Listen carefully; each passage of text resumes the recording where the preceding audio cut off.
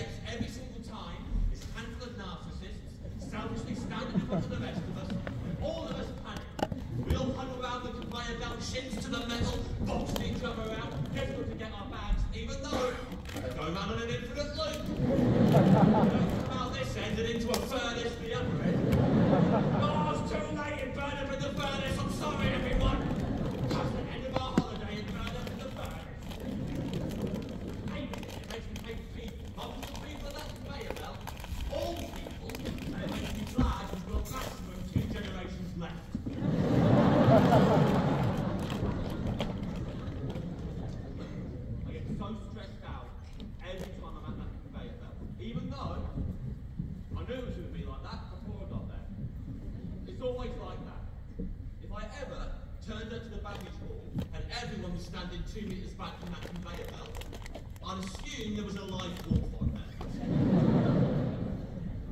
Every single flight is made up of a random group of strangers. They've never met each other before, they've never worked together before, they're never going to do the baggage carousel the exact way that I wanted them to. So bottom line, I'm the one who's got to change his attitude. And I'm sure we've all been doing a lot of self-reflecting in recent years. During the lockdowns, we all learned a lot about ourselves. And what I learned about myself was, and don't let this get in your head or ruin the show for you in any way, it's absolutely fine, but what I learned about myself was I don't like doing stand-up comedy.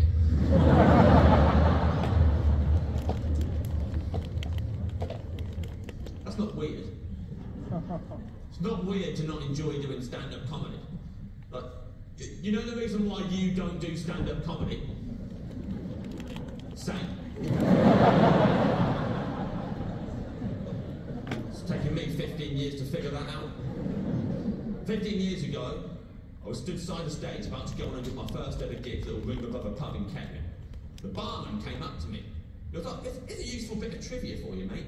Excitement and nervousness, they're actually the same emotion chemically in your body. It just depends if you're a positive person or a negative person, how you choose to interpret that emotion."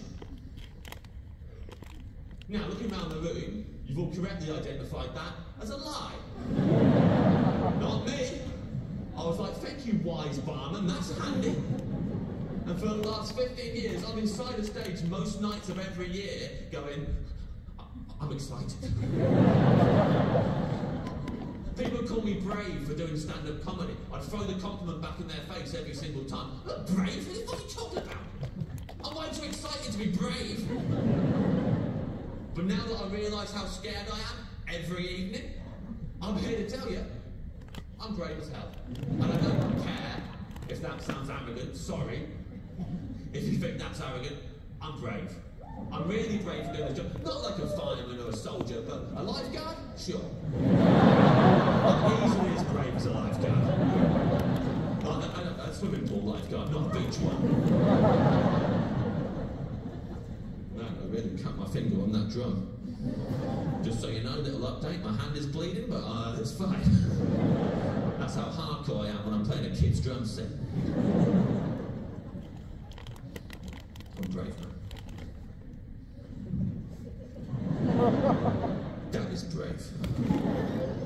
In 2019, I did the biggest tour of my career. I was doing like most nights of the year in rooms like this for the first time off my own name. That was the dream when I started out in that room above a pub in Kettering. But I had to do the open mic circuit for a few years first. That's when you do like rooms above and below pubs to like 5 people who are talking amongst themselves. You're on the same bit of floor as them. You don't have a mic. You're just trying jokes and you don't know how to do it. And someone out loud will just tell you your shit to your face during your 5-minute set, and then you go home and you worry about the rest of your life, essentially. And then you graduate from that and you do the circuit, the proper comedy circuit. And most of the time you're doing Friday nights, Saturday nights to stags and hens, office parties, they're drunk, they'll just heckle you and call you mainly Prince Harry and Ron Weasley. I think all comics get that. Constantly throughout your whole set, doesn't matter what you're doing. And then maybe you go to the Edinburgh Festival and you do a whole month there, you do an hour funny, you do your own show, but no one knows who you are. So they're pretty hard shows. A lot of the time you're playing to silence for an hour, which, you know, is kind of worse than when you play to silence for 20 minutes. And this is what we dream of. One day we're going to be in rooms like this, just us, selling it out. In 2019, I got that for the first time. It's what I've dreamt about since 2008. I couldn't wait. 4 nights out of 5 of that tour, I step out on the stage, I've launched into my tightly scripted material, and before I got to the first punchline, within minute 1, way up in the shadows, someone had just cut me off and gone,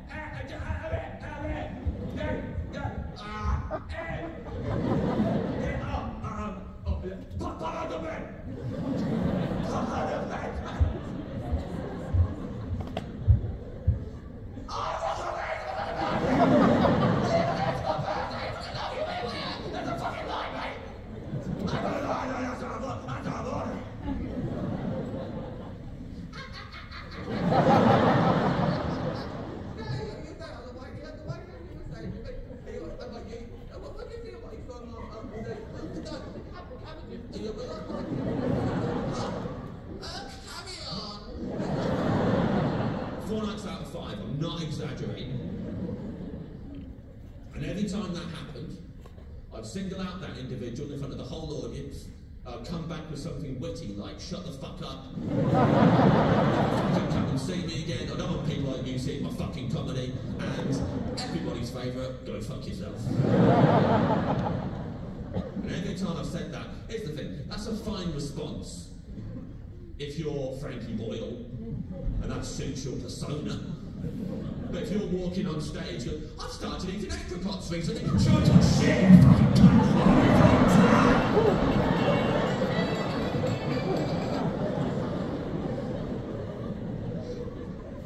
I started my own honey business. It's jarring, it's a tonal shift, and no one enjoyed it. I'd have a go at them. They were shouting at me. I'd have a go at them if they were being too quiet as well. If I saw one member of the audience looking bored, which, side note, my fault.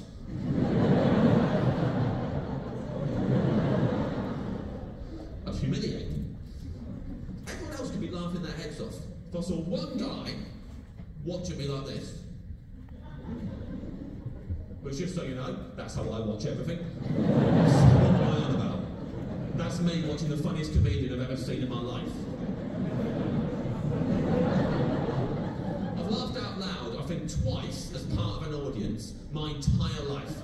Both times were in the cinema, so weren't even live. I laughed when Jack Black kicked the dog off the bridge. And I laughed when Mini-Me hugged the laser. They're the 2 times I've ever laughed as a creep.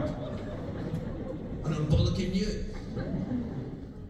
Well, it's not just me. A lot of comedians, if we get a hushed response to our joke, 9 times out of 10, the comic will go, "Oh, I'm sorry, guys. Did I cross the line?" That's our go-to. Is that you're a bunch of snowflakes and you can't handle how hardcore we are. It's your fault.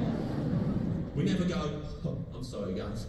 Was that underwritten and poorly performed?"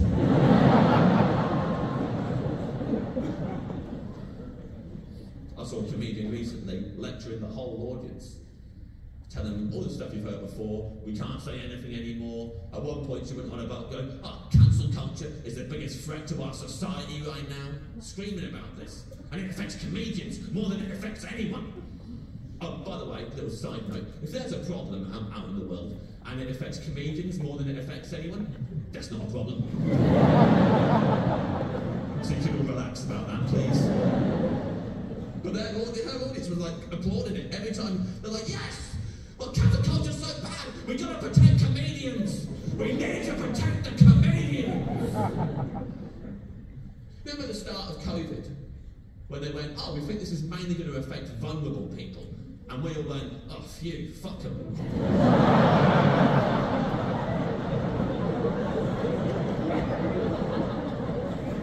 Apparently, all they needed to say to get us to take it seriously was, "We think this might ever so slightly impact on the career of Jimmy Carr."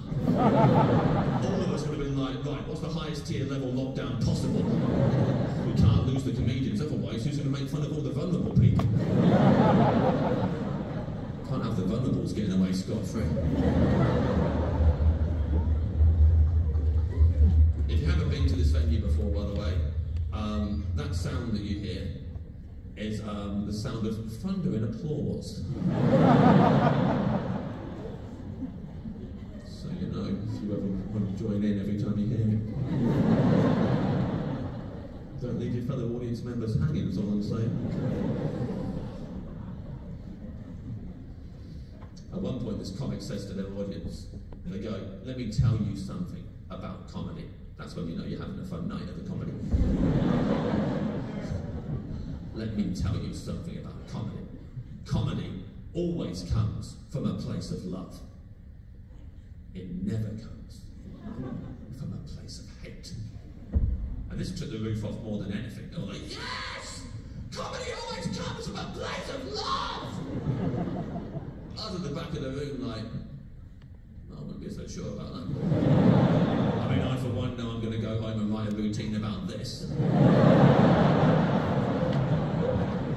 They're coming from no place of love, I'll tell you that much. I hate all those people and I wish them dead. And they all fall down a manhole, all of them, same manhole, one after the other. And they're out to the conga celebrating their free speech. And they tumble down it like a slinky. And I hope I'm down in the sewer when that happens so I get to see the grisly stuff.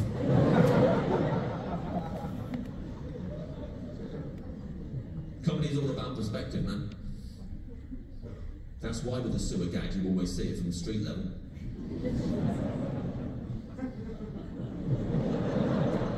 You know what I mean? It's a timeless classic. We've loved it for decades. The old sewer gag. Fall down the manhole. We laugh our heads off every time. That's funny shit. Get to see them walking up to it. They go down it. Out of sight, out of mind. Laugh your head off.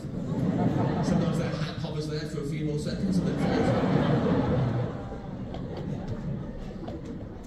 If you're knocking about in the sewer doing miscellaneous sewer stuff, that's not funny.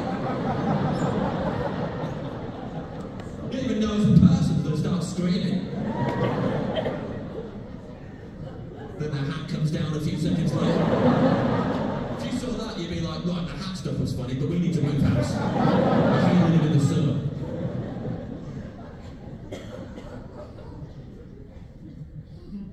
Look, I know I'm slagging comedians off like there's no such thing as a bad audience. Listen, I've been in bad audiences. I've been a member of bad audiences. Worst audience I've ever been in. I was 13, school assembly. It's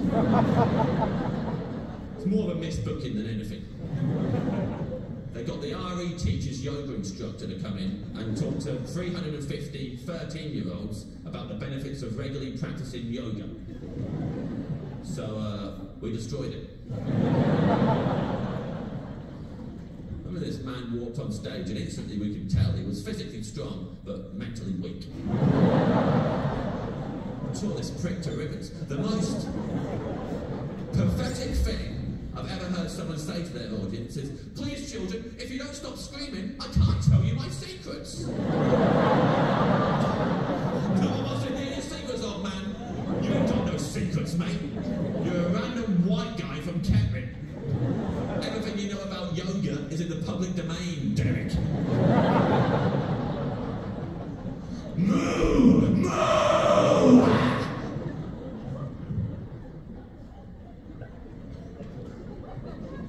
He asked us to do cow pose once, and that's what he got for 20 minutes. 350 teenagers mooing out like demented cattle. I joined in with it. I don't recognise the kid who did that as I stand before you today.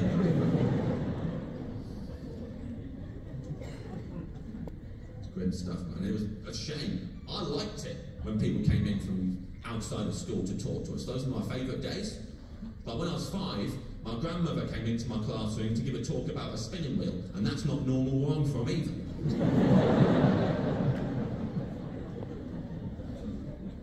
I don't know why it happened, I'm sorry. I have no explanation for you. I was 5, I accepted it, everything was happening to me for the first time. Then I grew up and I learned the hard way that it wasn't normal. And by the hard way, I mean I told it like it was a relatable anecdote at parties. By then she'd passed away, I couldn't ask her what had gone on. So I asked my parents, and they said, we weren't aware that had happened. Took it to the grave, nothing but respect for that. Taking things to the grave is cool. That yoga instructor took his secrets to the grave. Involuntarily though, so it's not as cool, is it? Hey guys, you want to hear my secrets? No, you've been taking those to the grave. Thank you, that's the most messed up thing anyone's ever said to me. She had this big old wooden spinning wheel at home. She brought it in, she put it in my classroom. She sat down, there's like 35 5-year-olds sat on the floor in front of her. I can't remember what the talk was. It would have been something along the lines of, I fucking love this.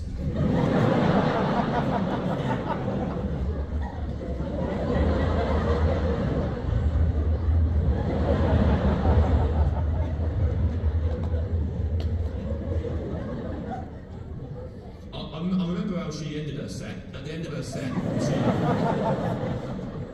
she goes, who wants to come up here and have a go on the spinning wheel?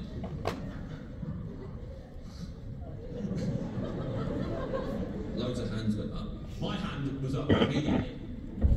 Always was in school if there was a chance to get up in front of the class. Because here's what you need to know about me. Yeah, I hate being up there. It feels horrible. Only thing that feels worse, being where you are. It makes me feel, like, insignificant.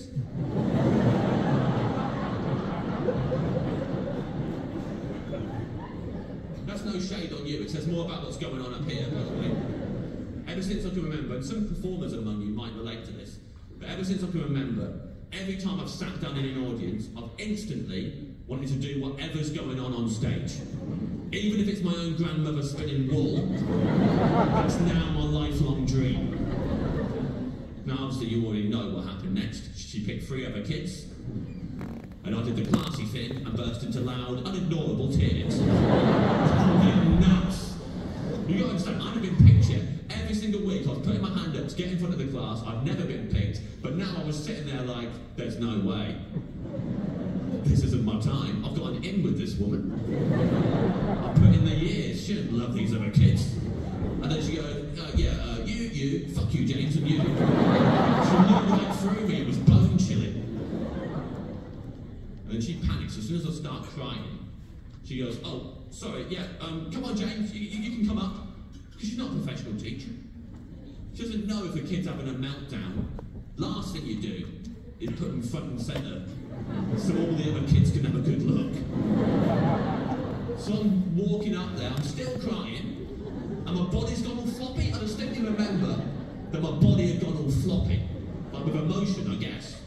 But it meant that I couldn't use the pedal with dignity like the other kids had done. So my grandmother's operating the pedal, but she puts me on her knee, and I'm just like lolloping around. One hand on this wall, with open-eyed crying at all of my classmates.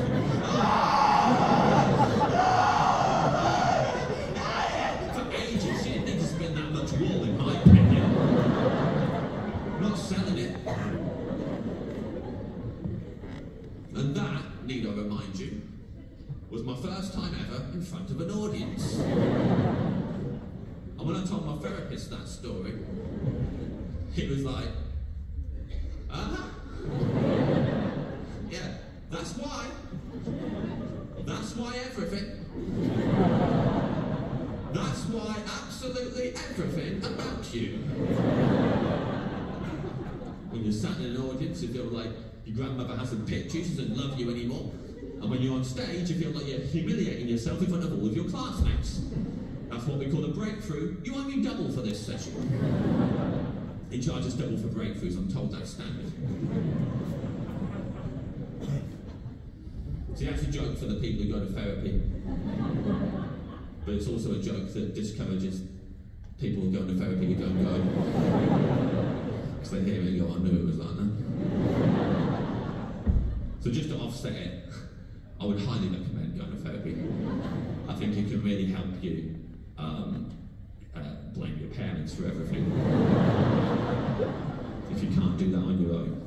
But a lot of people can't. Weirdly. Yeah, my best friends, what are you talking about? Look at everything again. Oh. Always the person you least suspect.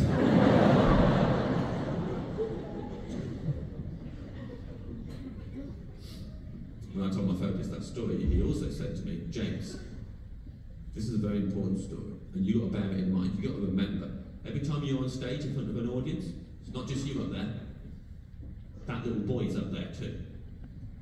And you've got to protect that boy. Which, I'd say, is like harder than what I was doing in the first place. Like, stand-up comedy is already pretty difficult. Now I've got to protect a boy every time I'm out. I'm not coming out with my guard up, someone heckling me. He's just a boy!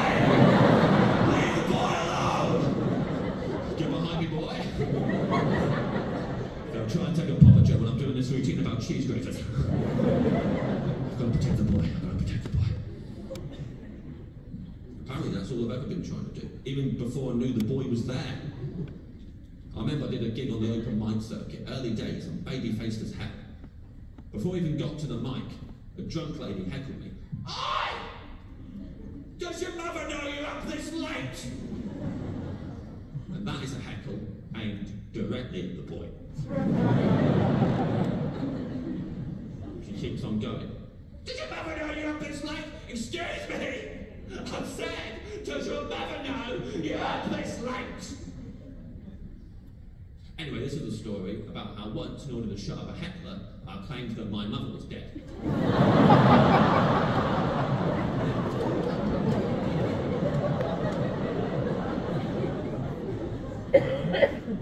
I looked at the lady and I said, yeah, my mother's dead actually. And then I followed it up, some people have said unnecessarily, with really recently as well. And I said that so I wanted to make sure she didn't heckle me again. I wanted to make sure that whatever I said to this woman, she would be silent for the rest of my time on stage. Which she was, by the way, along with the rest of the audience. Who felt absolutely devoed for the kid who was trying to do stand stand-up comedy despite having recently buried his own mother. It didn't create the laid-back atmosphere for lols I hoped it would. When I lied about my mother being recently dead. But apparently, all I was trying to do was trying to stop the boy from crying on stage again. And I've only ever failed at that once. 2018, it's a room like this, but it's a mixed bill. My set was going quite well, and then a guy in the second row did the wanker sign at me with a serious face.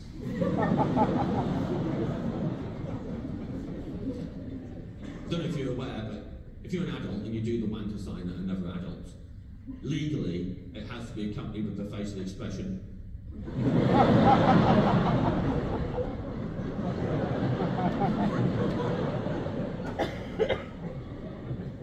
Well, I looked down and the guy in his 50s going.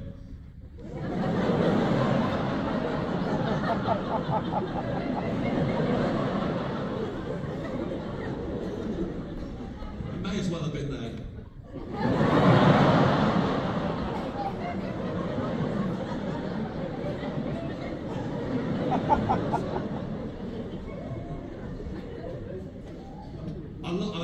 I just laughed immediately as soon as I saw it. Like that. That thing you're not expecting to laugh and then you cut it off dead like a Kanye track. I had to tell the audience, sorry, that man called me a wanker. Didn't you, mate? And some of you might be thinking, whoa, big mistake. Are you asking for backup from a man who clearly hates you, man? But listen, I don't think this man hates me. Hecklers rarely hate us. Most hecklers, they actually mean well. They think they're helping the show. Their only crime is that they're not very self-aware. That's it. They're not aware that everyone around them wants them to shut up and thinks they're a dickhead. They actually think they're helping. A lot of them, they think they're doing a good thing. So if you say to them, you called me a wanker, didn't you, mate? They'll go, yep, destroy me, James! And then they show you their belly all submissively. Destroy me! You have to uncomfortably destroy this man who's loving it. Very rare that they hate the comedian and want the comedian to experience that hate before they leave the stage. It's virtually unheard of. So I wasn't prepared for it. You called me a wanker, didn't you, mate? He goes, yeah, I did, and I'll tell you why. I saw you on a few panel shows. I thought you were pretty funny. I thought I'd see if you're any good live. It's boring, isn't it? It's mediocre, mate. Like, I know they're laughing at you, but I think they just feel sorry for you, to be honest. Like, and they know it's not that good. And you must know, like, if you're honest, mate, you know this isn't very good what you've done here tonight. If you're being honest.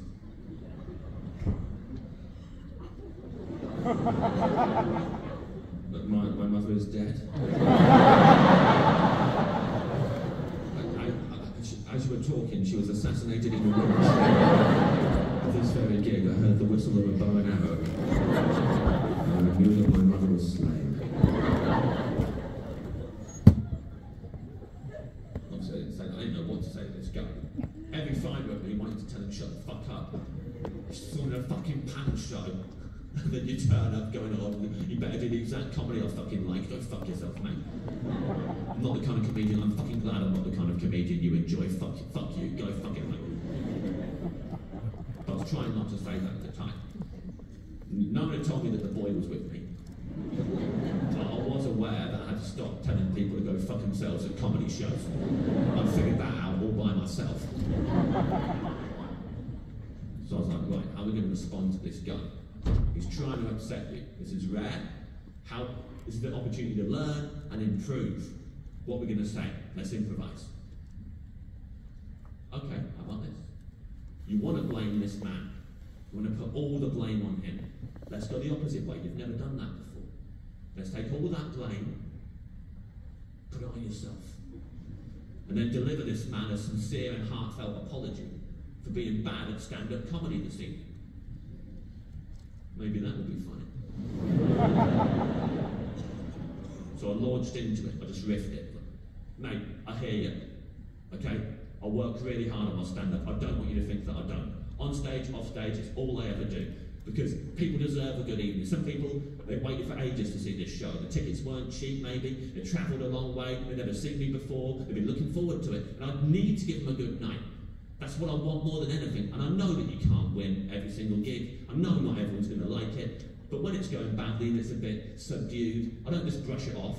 I think all the things that you've just said to me, they're not the first time I heard those words. Every other evening, I'm pretty much thinking that in my head while I'm stood on stage. And I don't leave them on stage and walk off. I take those into the wings of me, back to my dressing room, back to my hotel, into the next day. It can affect my self-worth as I move through the week. And as I'm saying this, the voice in my head just goes, this is how you really feel, though. You're not doing a clever little comedy bit right now. You're doing some sort of psychology trick on yourself, and now you're owning up to a man you've already established you can't trust in the slightest. And then another part of my brain just went, well, better start crying.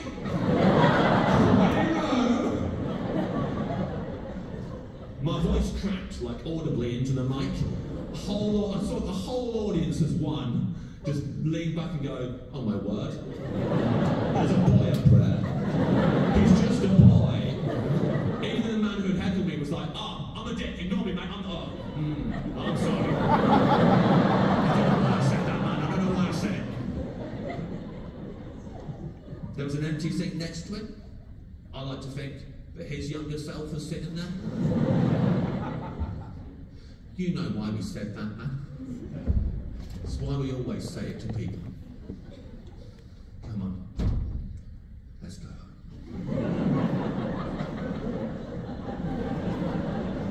Sorry, James. Sorry, the boy.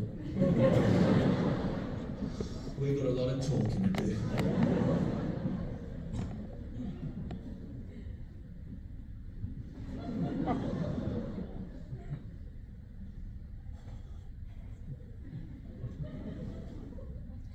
Try and bear this in mind when I'm on stage as well. Obviously, priority number one, I've got to protect the boy. I know that.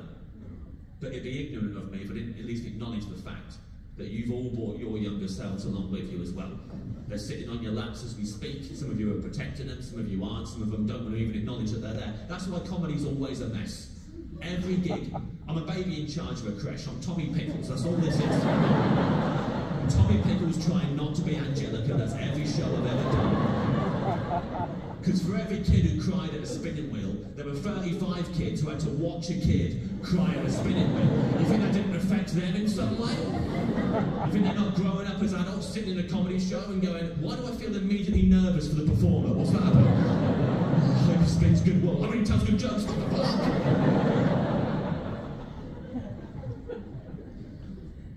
But I've got to protect that boy. I've got to protect the 5-year-old boy sitting at the spinning wheel. I've got to protect the 6-year-old boy who's looking in his parents' bedroom mirror and practicing his Prince Charles impression. That boy needs a lot of protecting. I entered the school talent show and said I could do impressions when I couldn't.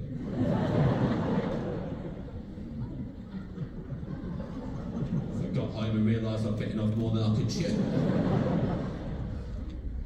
Did a panic rehearsal. I was scared. I'd started a new school. I hadn't moved schools because of the spinning wheel thing. But it was a nice opportunity to reinvent myself, I'm not going to lie. Walk in the corridors, hey, James Acaster, I've never cried at a spinning wheel. Cool school. I was getting ready to practice my impressions. Now, I've never done impressions before. I'm 6 years old.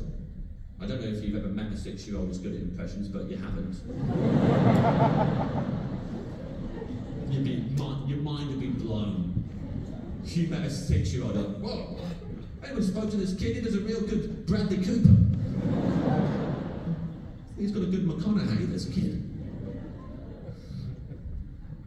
Maybe not. He does a good, Robbie Fowler or Jim Royal. You get references that the crowd will appreciate.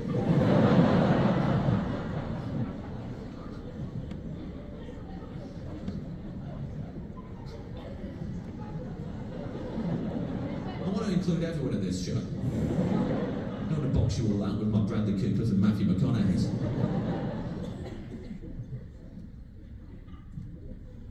I'm looking in the mirror, 6 years old, and what I'm about to tell you is essentially the worst gig I've ever had in my life.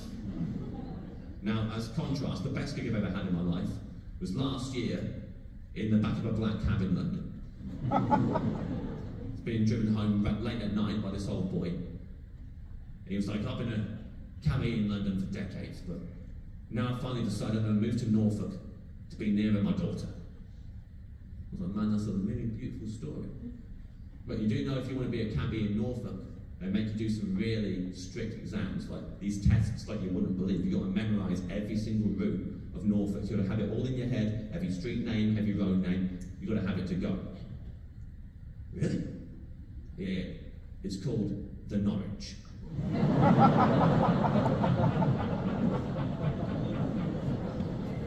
Now listen, you don't have to worry about how that goes down in the room tonight. It's not the point. I'm only telling you that story because I've never had a punchline go down as well as when I said the Norwich to that cab driver. It was tailor-made for him. He laughed so much it was definitely dangerous. He kept remembering it on the way home, laughing again and repeating the Norwich out loud. He said he was going to tell all his mates at the depot, and he told me I was funny. Happened to me last year. But it's the first time in my entire life where I've legitimately thought to myself, I think I could be a stand-up comedian.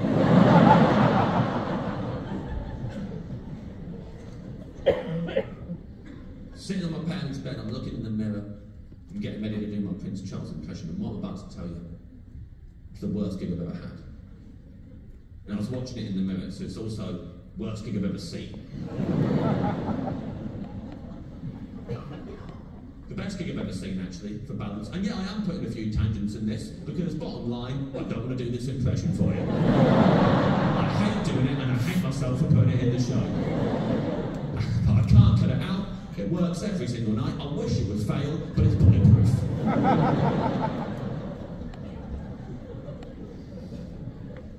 Let's do top 2 best gigs I've ever seen, actually.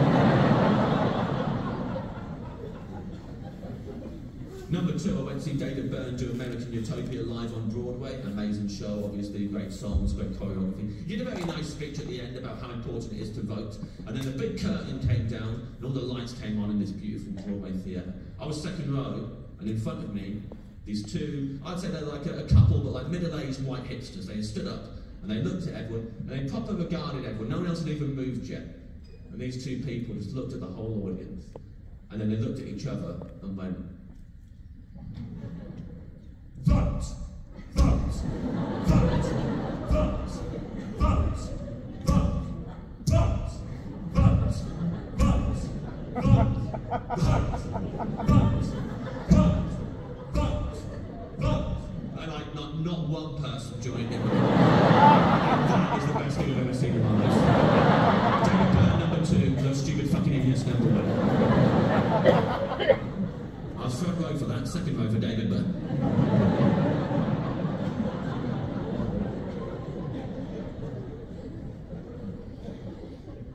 Sitting on the bed. Look at myself in the mirror.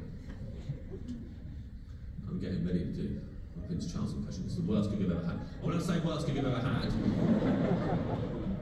I mean practicing the impression in the room on my own is the worst gig I've ever had. Some of you might think I'm talking about the school talent show, but I'm not, because I never did that. Because this went so badly. So the next morning I pulled out of that. And it was going to be my first proper gig as well. Crying on my grandmother's knee doesn't count as a gig. This was going to be my first proper gig, and I pulled out of it. My actual first gig ended up being a comedy sketch in my church. About a year later, me and my dad, he wrote it and he cast himself as God. Let's brush over that.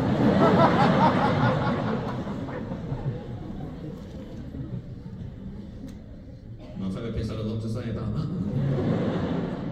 Still think it's not him?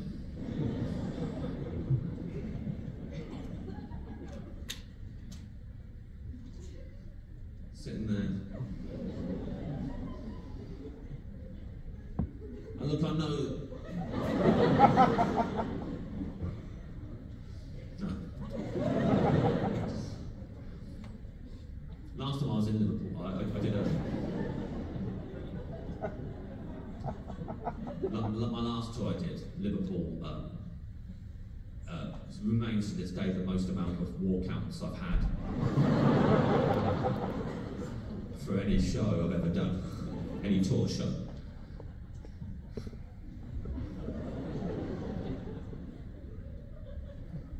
So I'm just seeing how far I can push this bit. Last time they were mainly angry because I had a bit at the top about Brexit. And it was the same everywhere I went, and I would always tell the audience that they voted for Brexit as a joke wherever I went. And certain places they would go like, no we didn't. And even though I'm pretty sure you guys didn't, I think that's what worked against me. Because I think they thought that I thought they did. And then I refused to break character and tell them that I knew that they were the goodies.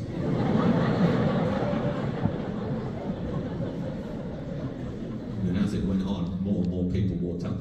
Now,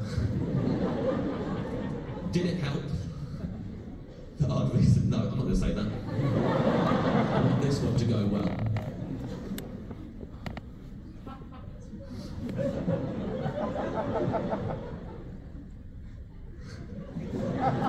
I just think it's funny that I said it to them, but I've got to remember that you're also there.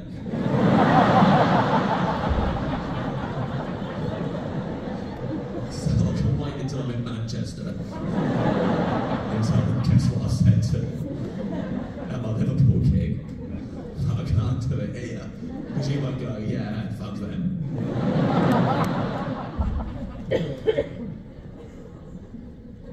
What I did do, I remember I was trying to be playful, and I was in like a room this size, but there was an arena in like the big room, and the Eagles were playing. Yeah. Someone said yeah out loud there, in case you didn't hear. So the Eagles were playing, and they said yeah. Are you at the gig? You were at the gig. You at the gig that I'm talking about?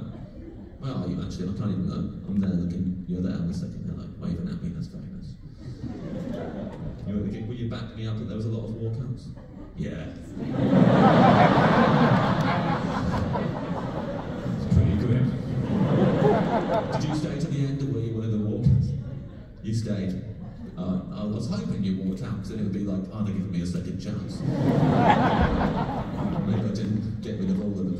The main one in my head was that there was a guy, he was dressed all in white like Boss Hog, and when he was, or the Colonel, whatever you want to, and I think I called him both of those things. While singing Hotel California.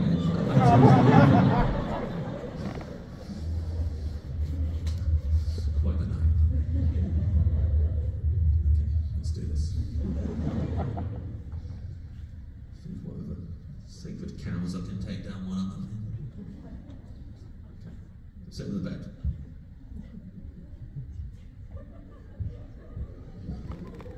One of the reasons I decided to do this show was because I saw Paul McCartney get heckled.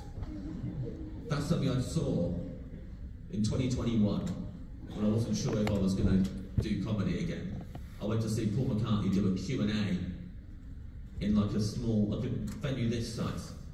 Paul McCartney in London. Yeah, but I imagine that McCartney just arenas. He does a venue this size and he does an intimate Q&A. Tickets like that. Gone. Couldn't believe we got in. Everyone's there. And we were able to send in our own questions ahead of time. And the interviewer at one point was like, time for some audience questions, Paul? And she asked him this one, and he gave like a 2-line answer maybe. And then someone up in the balcony went, try to answer all the questions, Paul!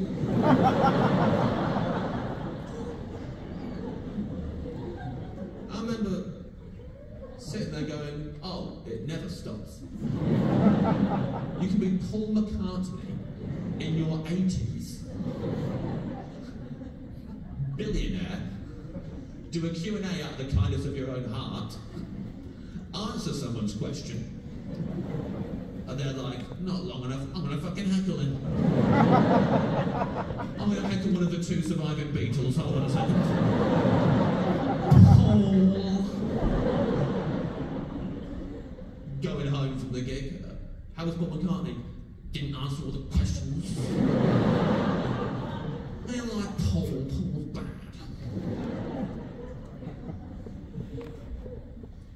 Well, I remember McCartney's comeback, he just said to the guy, he went, shut up, and he got a round of applause. I mean, that wasn't that good. Sitting there going, that wasn't very good.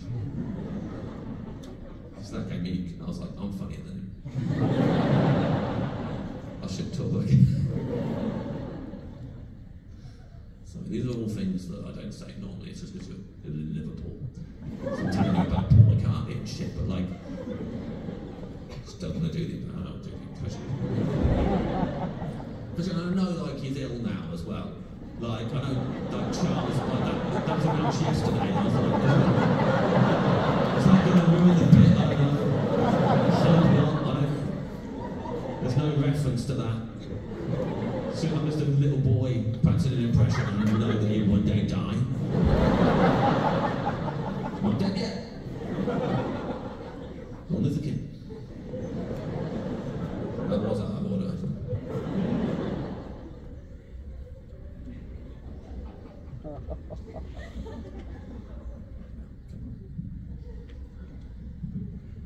I'm 6. I literally decided on the spur of the moment, as I'm looking in the mirror, I'll try a Prince Charles impression, and then I only knew what I was going to say when I said it. That's all you need to know. And I've not changed it. I thought if I change it, that's cheating. I could go away and as an adult make it funny, or practice the impression and make it good. But you have to experience the same cringe that I did. Otherwise you won't understand why I've carried this around me for so long. So, this is exactly as was.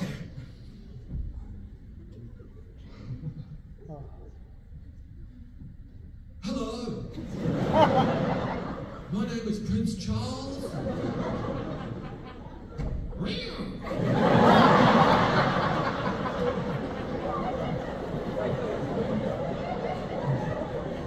That's the cat.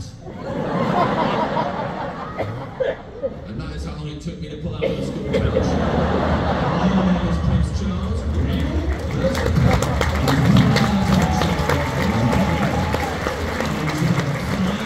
My school teacher's home phone number. Phone her at home and interrupt dinner if possible, and pull out of that show, because I can't do this. I'm bad at this. I'm terrible at this. I'm not good at this. Sometimes I'll be doing gigs and it's going quite well, and then out of nowhere I'll start saying to the audience on stage, this gig's shit. You don't like this gig, you don't get it, you're bored, you don't get my comedy, this gig's going shit. Usually goes better than this. You don't like it, this is going shit. I'll do that. I'll keep on doing that as well throughout the show. And then after every time I've done that in the past, there's always been an audience member come up to me afterwards, and they'll go, "Oh, we thought it was going well. We thought everyone around us was having a good time. Did it not? Were we not responding the way that you'd like us to? Did we do something wrong?" And I'm always like, "You need to. It's not about you. I can't even see it." During those gigs, all I can see when I look out at the audience is my own 6-year-old face reflected back at me, going, "That don't sound like Prince Charles. Why is there a cat in this?" And famously, a dog family, they like corgis.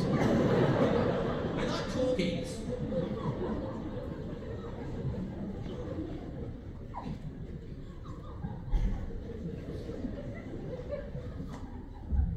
I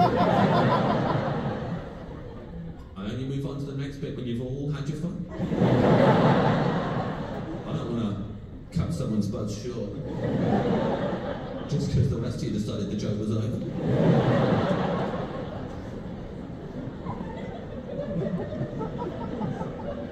If I'm not mistaken, someone very much enjoyed the repetition of "they like corgis." And they want to milk every last laugh out of that before they enjoyed the rest of the show, and I think that's fair enough. Look, I didn't tell anyone that story for 30 years. I kept it bottled up inside, and I was properly ashamed and embarrassed about it. Doing the impression. I told it on a podcast when I was 36 for the first time, but I didn't do the impression. I told the story, but I stopped short of doing the impression. I wasn't ready for everyone to know about Real That's the Cat.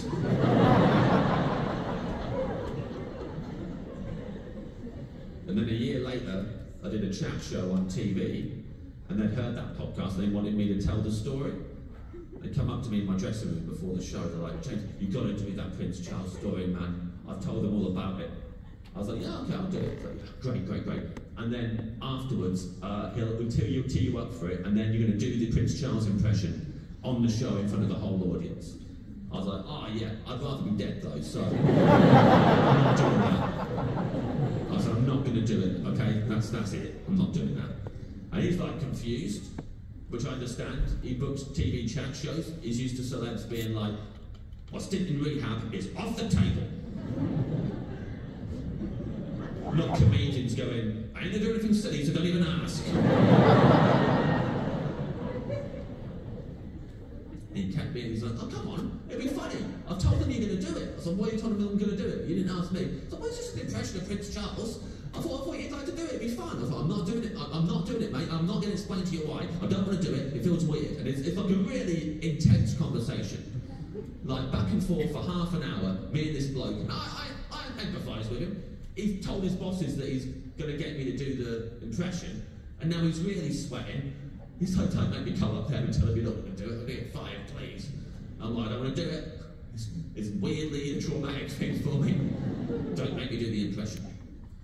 And eventually, this is how scared I was to do the impression. Was that I pulled this out of the bag in order to get out of it. Now it worked, but looking back at it, it was extreme. Eventually I say to him, "Okay, listen, fine, I'll do the impression for you." "That's all I asked, James, thank you so much. But just so we're both on the same page, I think it's only fair that I do the impression for you, just you, right now in this dressing room, so we're both going into this with our eyes open." "Okay, great. Hit me with it. I love it. I love impressions." Okay, this is what I'm going to say verbatim, okay? I'm going to say, "Hello, my name is King Charles." I'll update it for you. "Hello, my name is King Charles. My brother is a paedophile, and I've shunned my son for marrying outside of his race." That is what I'm going to say.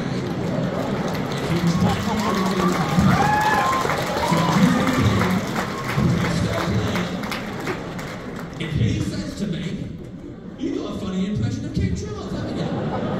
the only words out of my mouth are going to be, "Hello, look down whatever camera you want me to look down.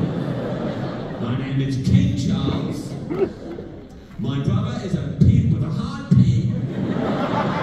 Pedophile." Oh, go for it, get started. What was that? Say again? Go.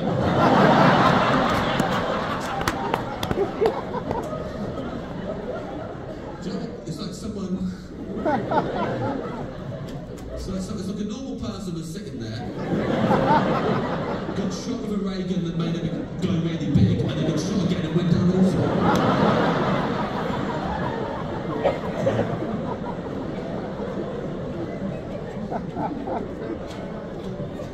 Don't worry, whoever you are, you're not in trouble, you're allowed to heckle. I'd love to hear what you said though, because it sounded fun. Say it again, it's fine. He said, "Tell them again." Tell them again. What, that he's a paedophile? Oh, fair enough. So supportive when someone really enjoying it.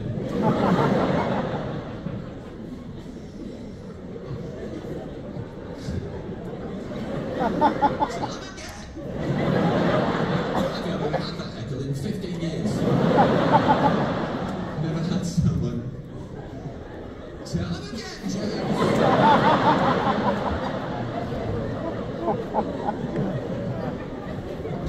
Oh, will do. I don't need to tell it twice. It's quite ironic, actually, that you said tell him again, and I said repeat that, and you didn't. Can't believe it. Practice what you preach, sister.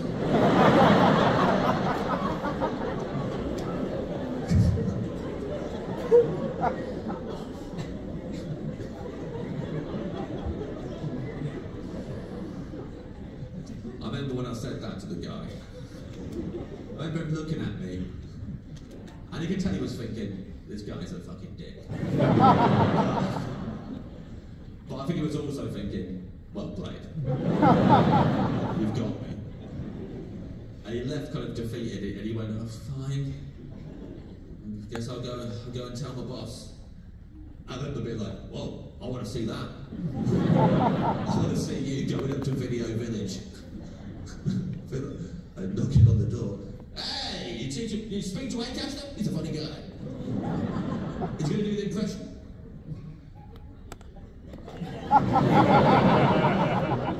Yeah. He's going to do the impression.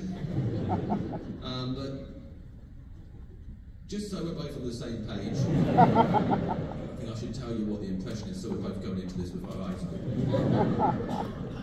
Quick heads up.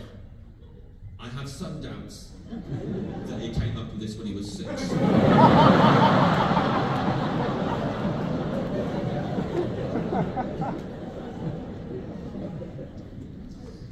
We're going to have an interval now. I think about 20 minutes should do it. I've had a lovely first half. I'm so excited, actually. I'm very excited. Looking forward to coming back in the second half. See you in about 20 minutes. Thank you.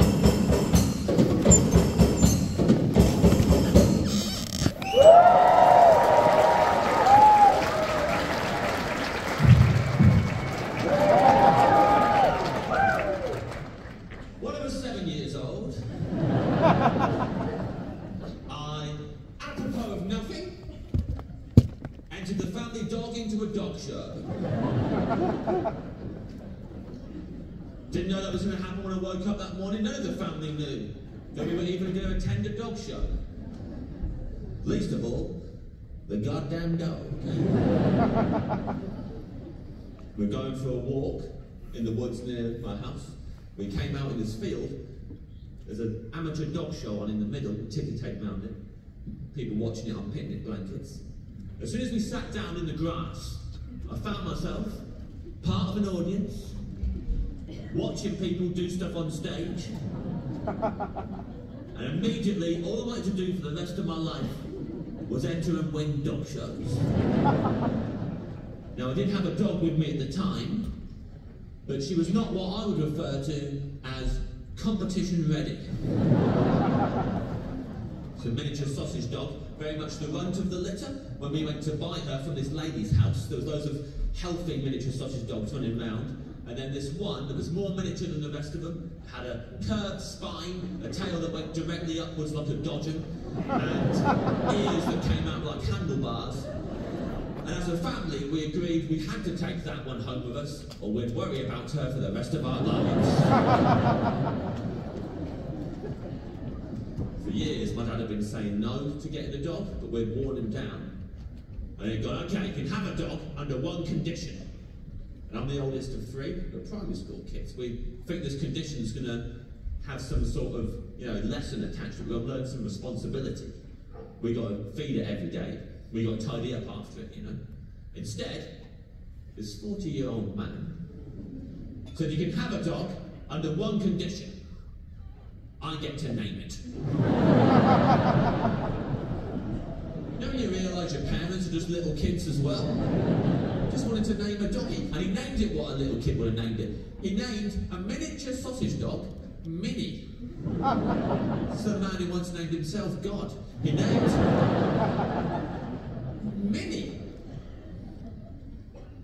Now, I'm not saying it's not a nice name, but I don't think he had to grab the wheel on this, that's all I'm saying. We're three primary school kids.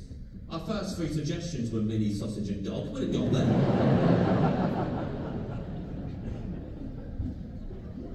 You can tell we're not impressed. So he goes, well, it's not spelt how you think. How's it spelled, mate? M-I-N-N-E-Y.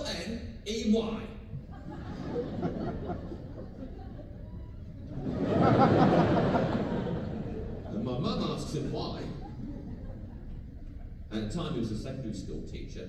He goes, because 10 years ago I taught this boy, and his name was Stephen Minnie, and that's how his name was spelt.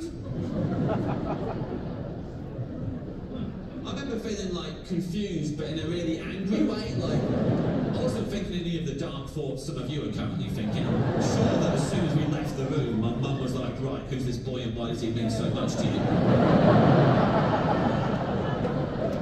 Say it again.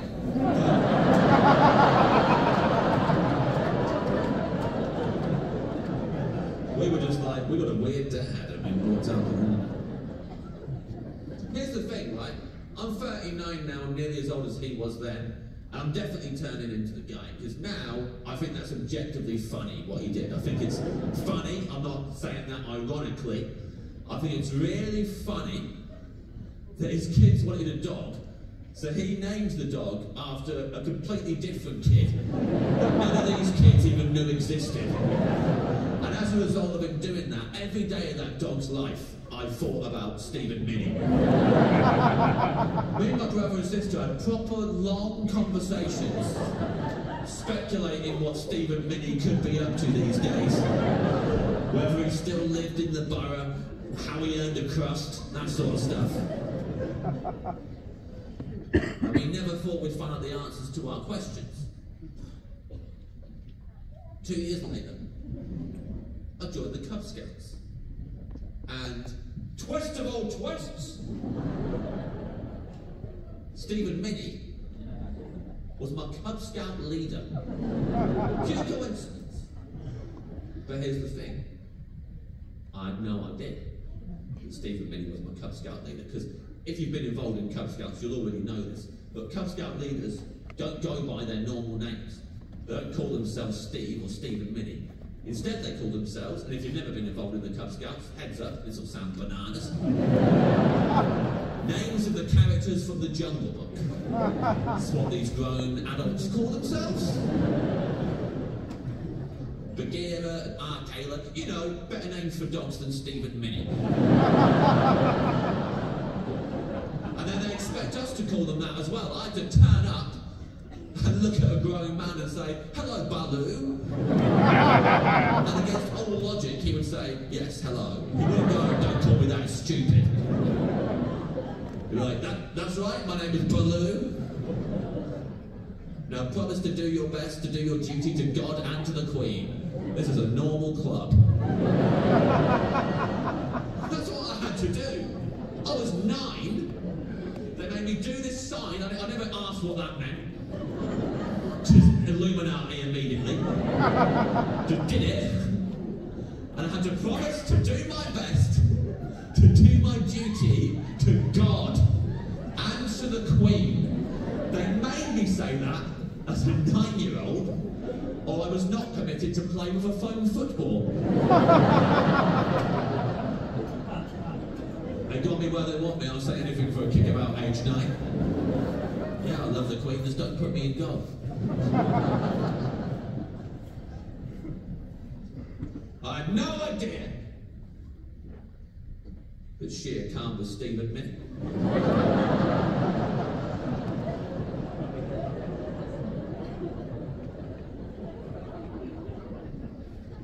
Until one day my dad picked me up from Cub Scouts and he starts chatting to Shere Khan. It's weird, my dad never gives anyone the time of day. Talking to Shere Khan for. They're really getting on, they're laughing. In the door of the scout hut, they're shooting the breeze. I'm just standing in the corridor for like half an hour. All the other Cub Scouts have gone home with their parents, all the other Cub Scout leaders, King Louie and that lot, they've gone.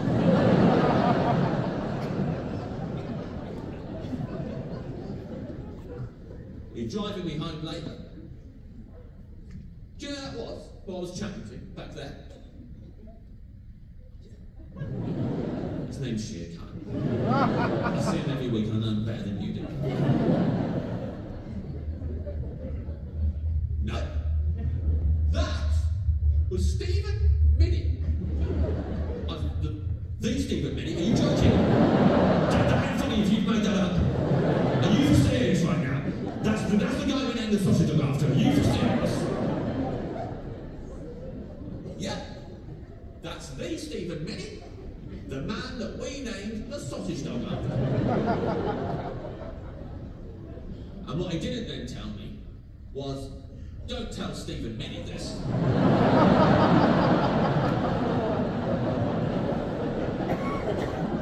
Because grown-ups don't get as excited as children when random strangers name dogs after them.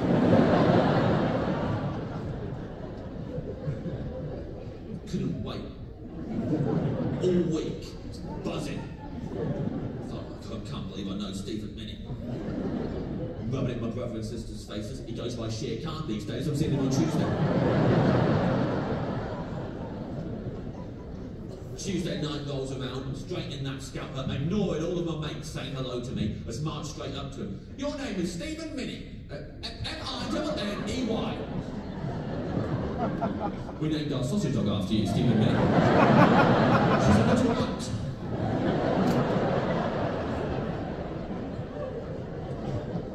My father has never forgotten you. When we wanted a dog, he said, under one condition only.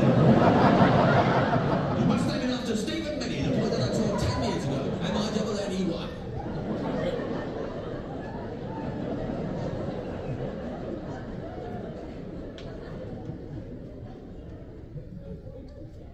I think about you every day. My sister likes to think you found love in the arms of another.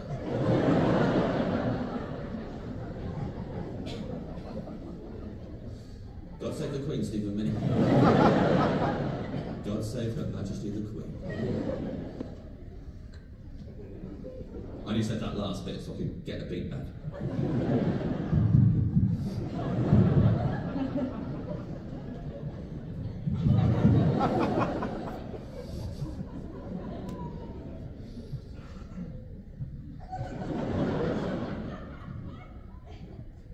Sat in the grass and watching the dog show. Stephen Minnie the sausage dog sitting next to me. Mum, Dad, can I enter Stephen Minnie in the dog show? And they said yes, because it was free to enter and they didn't care. I'm looking at the sign-up sheet.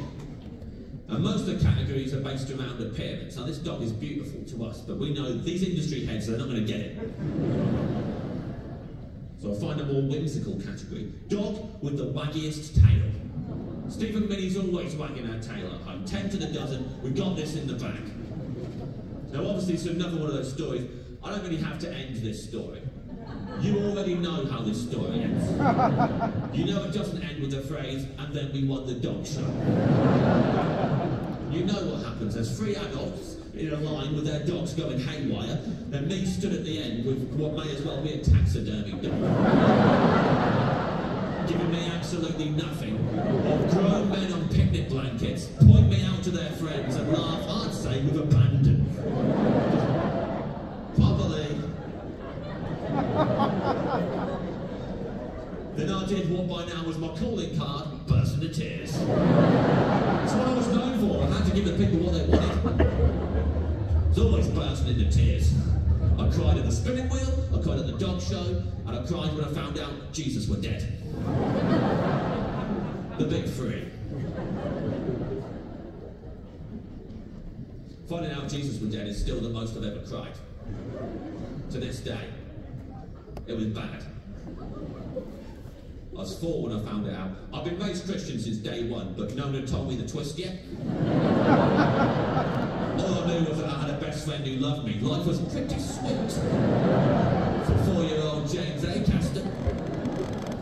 We go to church every Sunday, absolutely loved the church we went to.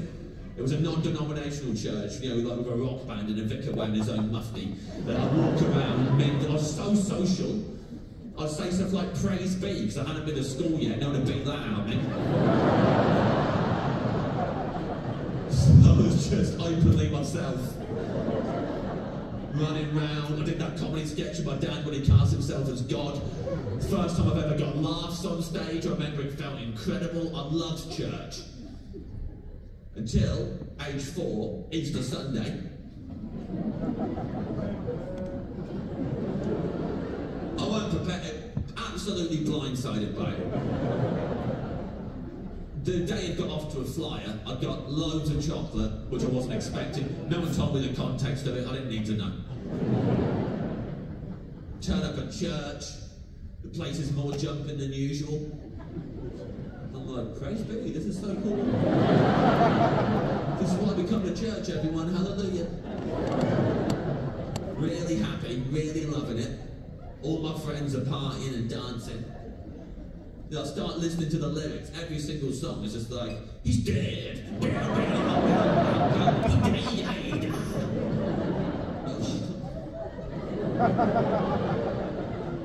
Well, you better not be talking about who I think they're talking about. I look around and all of my mates are just so happy that my best friend is dead. It's the best news I've ever heard. In my memory, my tears came out horizontally. Like, propelled me backwards out of the congregation. I remember hitting the back wall and like, was on the floor. I was crying on the floor. There's like this amount of distance between me and everyone else, but they can't see me. They've got their backs to me and they're like, you know, Daddy's dead and I'm singing about that. I was crying. And then some old man walked past me. And he goes, oh, James, you alright, mate? Why are you crying? Jesus is dead! Jesus died! And to comfort me, he goes, oh, don't worry, he died for you.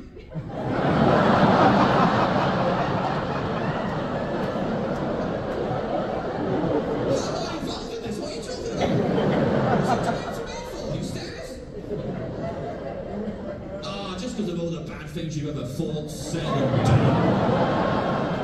Yeah, that's why they executed him. Do you know what a crucifixion is, James? I'll explain it to you. You're 4. And crucially not my child. I'll explain to you at the back of church, aged 4, in Mel Gibson level detail, what being crucified is. So look, if you're sitting there tonight watching this show, and you're thinking, oh, these stories are pretty low stakes, I'm not sure why this grown man has attached a lot of guilt and shame to these trivial tales. Please bear in mind, when I was 4, I got my best friend killed by the Romans. I'm still processing that, I think. It's a lot to take on.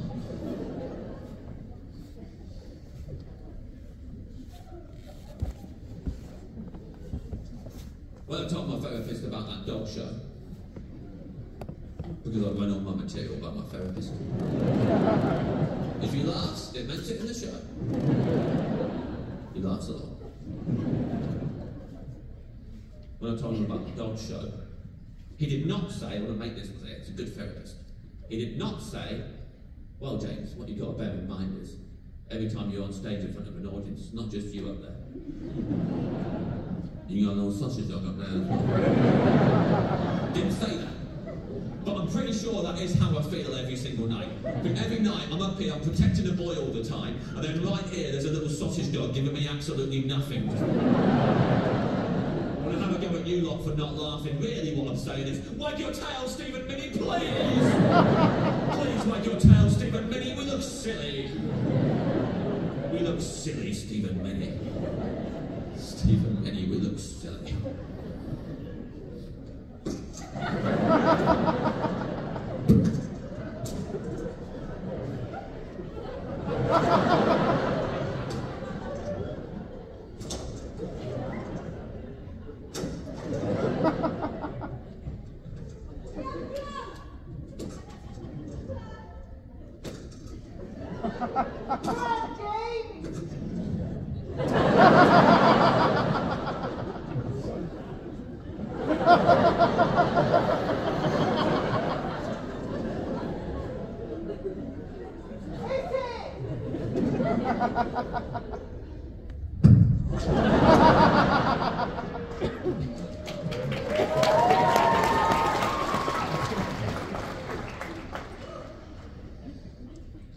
Every time, sorry, I cut off a heckle there. Go for it again, mate. No. I feel like I've achieved what no comedian has ever achieved. Just going to Liverpool and having every heckler regret it. When I originally booked in this tour, I was very, I would say, on the line about whether I'd come here or not. It's the heckle capital of the world, not just the UK. Liverpool is where it's the only place in the world where it's a badge of honour. There's no shame attached to it at all. It's all just like, yep, the show is about us. And they're there to learn a thing or two about being funny.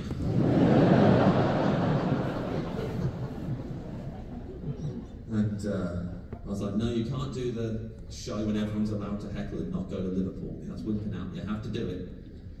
And last night and tonight, I've loved both of them. They've easily been the best behaved crowds I've ever had in this city. And I think I've spoiled your fun by going It's Allowed. It's my fun if we don't ruin his career. He's not going to go home doubting himself, I'm not shouting out.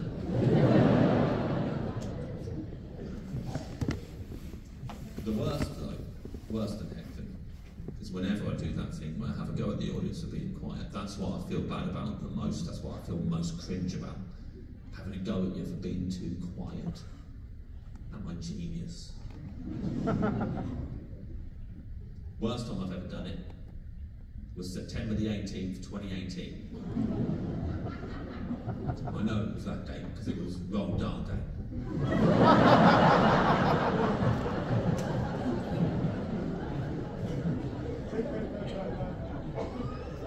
It was Roald Dahl Day and I'd been booked not to do stand-up comedy, but to read a Roald Dahl book to a group of preschool children.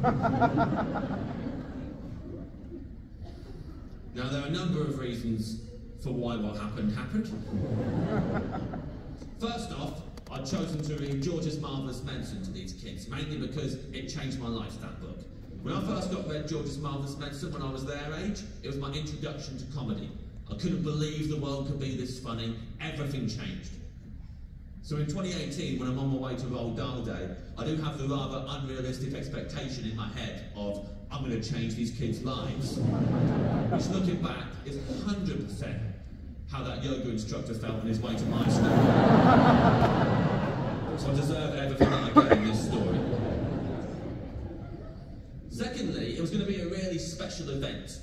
organisation had booked out Cardiff Castle for the whole day. In every room of the castle, there'd be a different person reading a different Roald Dahl book to the kids. It sounded magical. But the reality of it was that I'm standing there in a turret, reading George's Marvellous Medicine to pin drop silence, and all I can hear is Floella Benjamin having a much better gig than me in the banquet hall. Laughter coming through the floorboards as she recites George's Marvellous Medicine. Imagine that. That would have hurt more.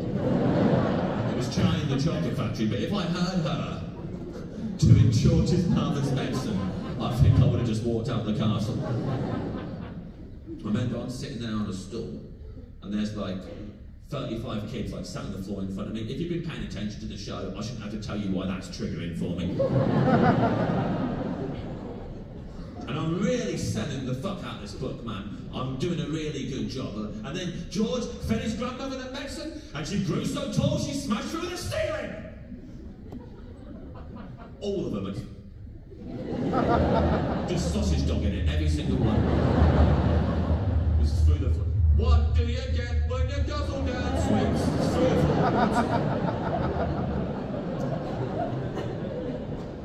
All her kids are clapping along. I don't like the look of this. Vote, vote. Convincing them to vote now. And yeah, I know that song is in the film but not in the book, but fucking loosen up, we're having a laugh at it, guys. I'm trying to fucking have a laugh at the Empire, we get off my back.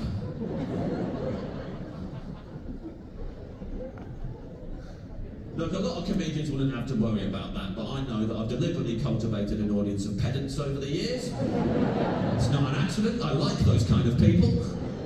But it does mean that when I do something like that, and sing that song, a lot of you went, that's funny, but it's also a shame.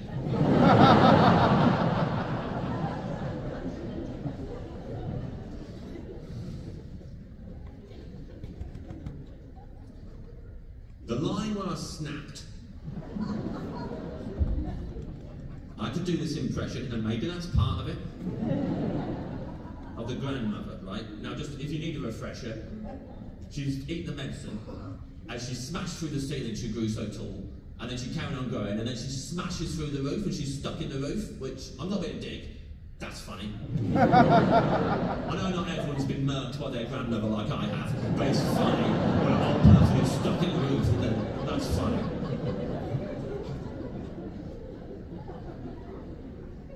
I really commit to the grandmother's voice. George! You cute little worm! You disgusting little boy! Get me out, get this effort! And then the next words out of my mouth were, are you enjoying this or what? That's how insecure I am. I care. Well, these kids, they're going to turn up to preschool on Monday. What'd you do for Roald Dahl Day, mate? Oh, I wanted to watch that James A. Custard. Don't bother.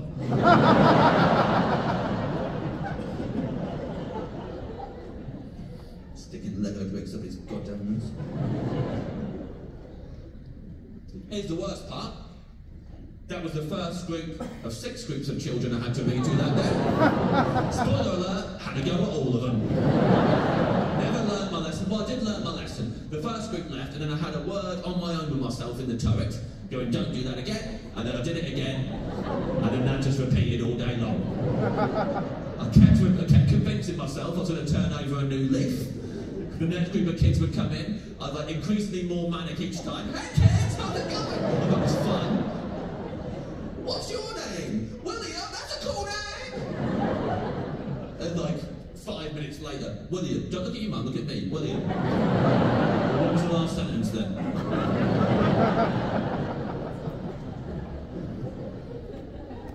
And the very last group of kids, I got right to the end of the chapter without saying anything, and then as I'm closing the book, I'm this close to being home free, I looked at one kid, just on his own, and went, silence again, brilliant. That's it for the rest of his life. That's that kid forever. He's going to grow up, become an adult, go and see a comedy funny show. The comedian will do a joke, it won't get much. Oh no, silence is bad. Does your mother know you're up this late? Round and round we go. I think that's the plot of Tenet. I didn't understand that film. Got even worse on the journey home. I was getting a lift from the actor Charlotte Ritchie, wonderful actor. She was reading the Witches to the kids that day, which, just actually, a quick aside, how is that a kid's book? Just, it's fucking terrifying for an adult. Why are we reading that to kids still? Like, I remember being read that when I was a little kid, my mum read it to me. The first page is all the different ways you can spot that someone's a witch. Although a lot of this is adding up with the woman reading me this book right now. Guess I better come out and point blank ask if she's a witch or not. Oh, I'm being sent to my room. That's interesting. Night, night, witch.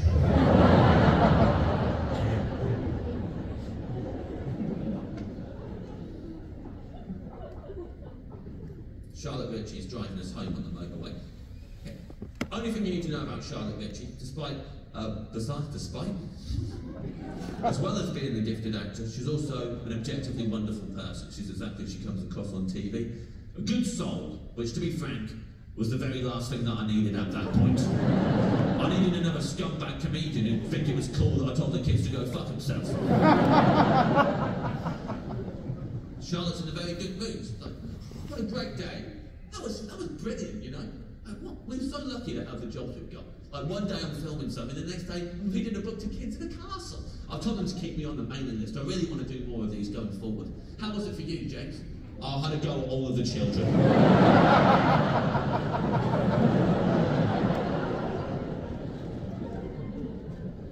And usually, if I said that, a fellow comedian would just be like, good on you, my son. They'd throw me the horns and we'd ride off into the night.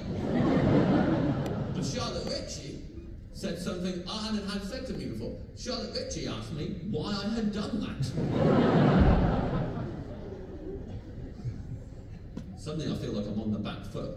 I start defending myself, even though I already don't agree with my actions. I already know that was wrong. But I turn into the worst example of a comedian. I'm like, shut, come on. Look, I'm a professional comic. I'm no funny. These kids, they're too soft these days. Do you know what? I think I crossed the line with these kids. I think they couldn't take it. They're a bunch of snowflakes. You can't even feed your grandmother taking medicine these days without getting cancelled.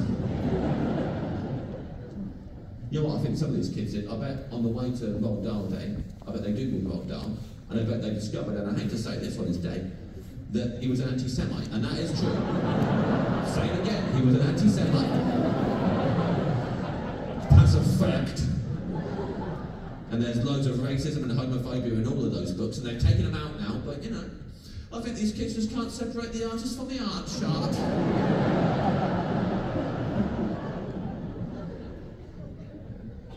I hope you know I didn't say those exact words, of course I didn't, but I said stuff that was similar. Still bollocks. She let me get all this out of my system. And she goes, okay, fair enough. But in my opinion, James, and this is just my opinion, but I think if you're reading a book to preschool children, and they're completely silent and just staring straight at you, I think that just means they're engrossed in the book and they're having a lovely time.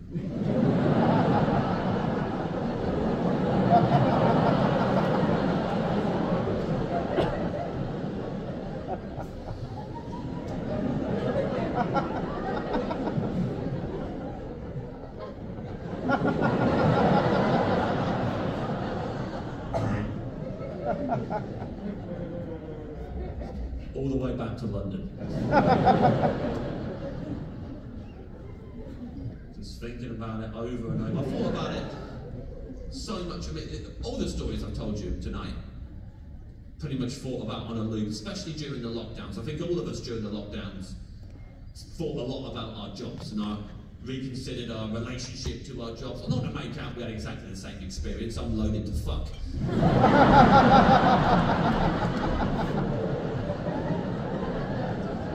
I'm not saying that to be a knock. I just think it's important to acknowledge that. No, so look, I'm sick and tired of celebrities, which I am and will be to the day I die, talking about lockdown like they had the same experience as everyone else. And sometimes they've got the nerve to act like what they've got to say about lockdown is more profound than the rest of the world. And that their celebrity experience, everyone can learn from it. I hear them all the time in interviews going off on, oh, let me tell you, not a lot of people say this, but lockdown was really good for me. No, before lockdown, I was a workaholic. I was burning the candle at both ends and no mistake. Then lockdown comes along and it forces me to pump the brakes. For the first time in my life, I take a step back, I'm assessing the scene, I'm like, come now. Is this how I want to conduct myself? Do I want to keep doing this job? Do I want to keep working this way? Is this what I want for my career? So what I'd say to anyone listening to this is, hey, you don't have to work all the time. Stop filling your diaries with work. Pump the brakes. Take a step back. And you too will realise you already make enough money from your food podcast.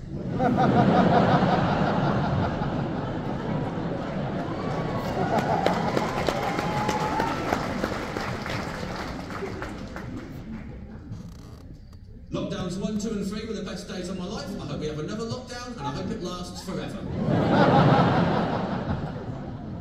I loved it so much.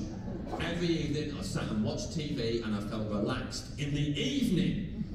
I hadn't felt relaxed in the evening for over 10 years. I've been putting my body through this every night and making it feel like it was under attack and then wondering why I can't get to sleep afterwards. I was relaxed in the evenings. In the daytime, I was taking better care of myself as well. I started doing yoga. Where's that been all my life? They keep those things a secret from you in school. That's what they should be teaching us. I was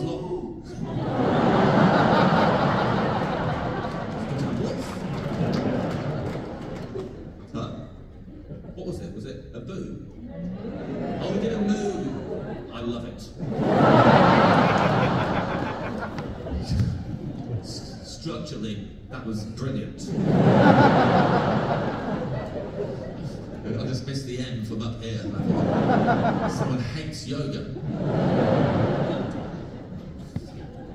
Tightest man in the world. Oh no, I pulled my jaw.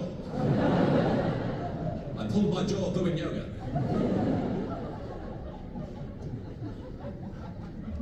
No, good on you for doing the callback. It's refreshing. It's always good if the heckle lets you know that someone has been paying attention to the show. I hope. I hope that was a callback anyway.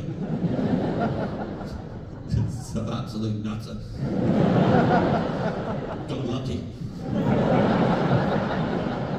Never got applause for my moves before. Things are looking up, Jeremy.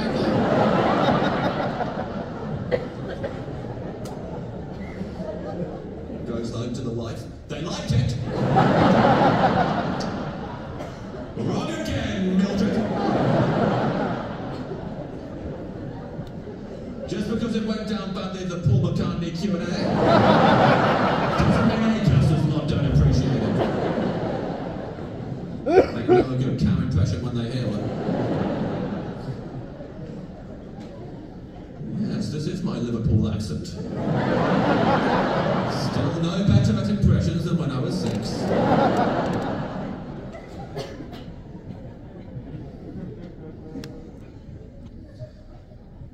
locked down with my girlfriend as well, aka my favourite person, so that was a piece of piss. We're very well suited to each other. I know that when you say you're well suited to your partner, there's always going to be sceptics in the room. Fair enough. Just a little story so that you hear how well suited we are to each other. You already know me. You know this half of the equation. All you need to know about her is that once she went to get her hair coloured at the hairdresser's, and for reference, so she got the right colour that she wanted, she brought along a photo of a horse.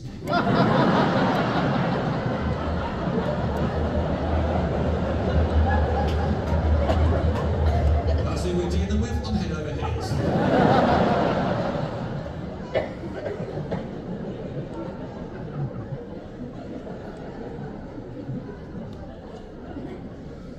So I don't normally leave this big of a pause, but I know someone is trying to heckle above the laughs. I wanted to give them a sporting chance, but we're here now.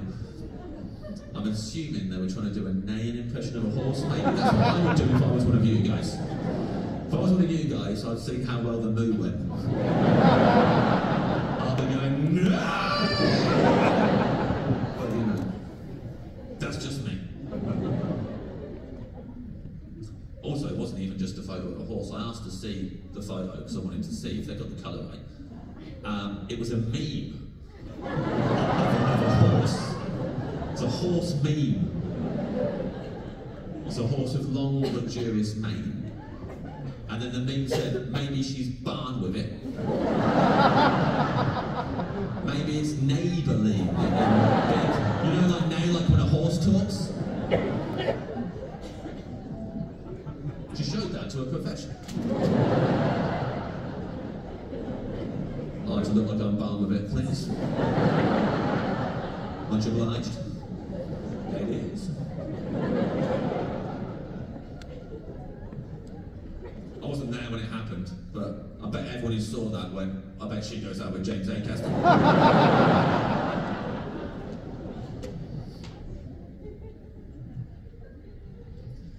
So when lockdown opened up again, that's when I was like found all the like anxiety and stress come back again. Some of you will be able to relate to this, some of you won't. Like some of you thrived in lockdown because you're introverted. Maybe you even discovered that you were an introvert during lockdown.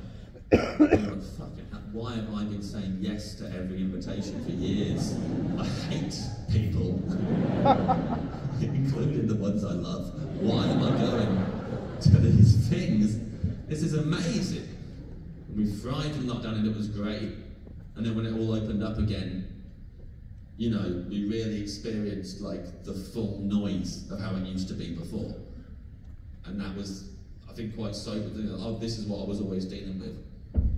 Some of you, you know, won't relate to that. Some of you are extroverts, and during the lockdowns, you really missed everyone. It was horrible for you. And then when it opened up, you were so glad that you got to see everyone again. And that's lovely. It's pathetic, but it's lovely. Do you know what I mean?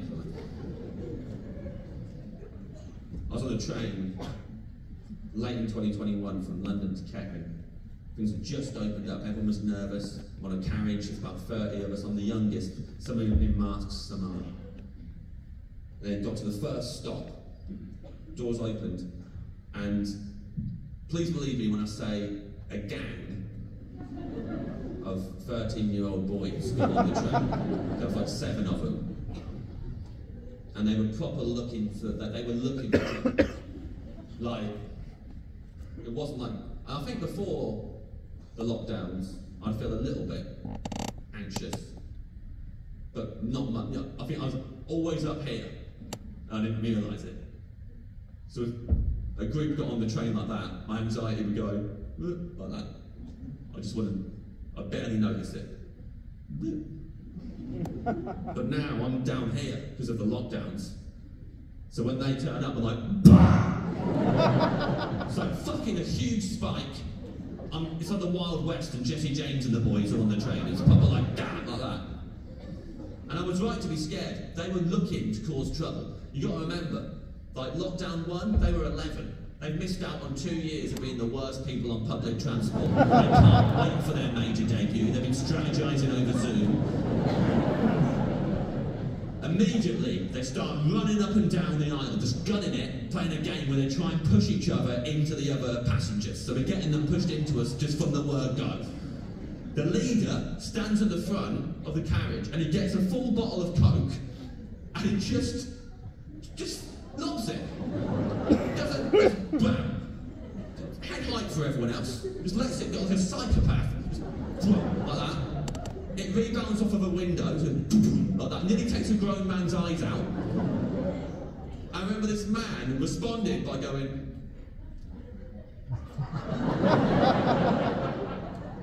just pretending it didn't happen. Exactly how he used to deal with the bullies when he was a little kid.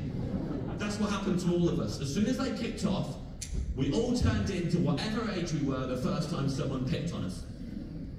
There was a guy, probably in his 50s, but rich looking guy. Really expensive clothes, jacket, haircut, shoes, but for some reason, a really tatty old Nike bag at his feet. Some of you might see a man like that and think, I bet there's a tale there. Who gave him that old Nike bag? But the bullies saw this, and they instantly swarmed around him. He's like, you alright, shitbag? You enjoying the train, shitbag? And this man, who definitely owned his own company, responded to them by going, yeah, what a shitbag, am I right, fellas? What kind of a loser would own a shitbag like this? I felt really sorry for him. But then, as soon as the kids left him alone, I remember he just went back to like pretending to be an adult again. Like he wasn't just a little child. Like he opened up a newspaper, like, whoa, you don't get to read that ever again.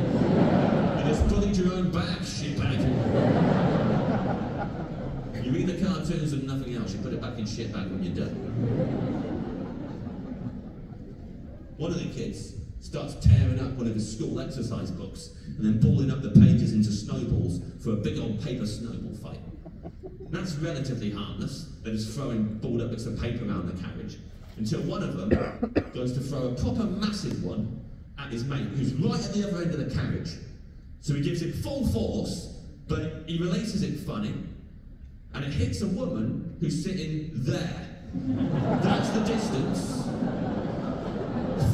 But with the full force of someone who's there. So you didn't even see it move. It was just like, it was like a flash, and then her glasses were like that. And you can tell she's like, what just happened to me? And then another woman, who didn't know this woman, stood up at the other end of the carriage, and she reprimanded the whole group. It's the first time anyone had confronted them. So I don't know if you've ever been on public transport, and a group always of cis men, they could be 13, they could be 30, 60, but for some reason, they decided as a gang that they're going to intimidate the rest of the carriage as a way of exercising their own insecurities. Every time that happens, it always gets to the point where a lone woman, completely single-handedly, is forced to confront the entire group, while men like me sit there going, please let this work. I can't back her up because they'll punch me first. Please be with this woman while she confronts the bullies. I'm sorry I got your son killed, that's water under the bridge. It's a long time ago. She tells them all, you should be ashamed of yourselves. And before she even gets past the first sentence, the leader shouts her down, says a bunch of shit that I'm hoping because he's 13 he doesn't understand the full weight of, but it was fucked up. She sits down in silence. Everyone's sadder than they were before.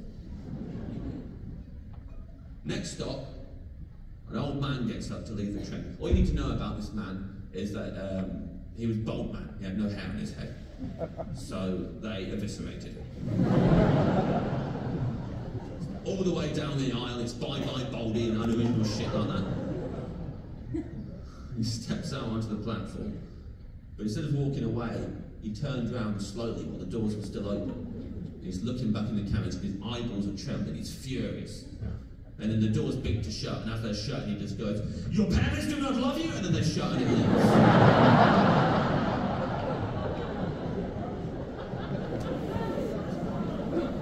Your parents do not love you.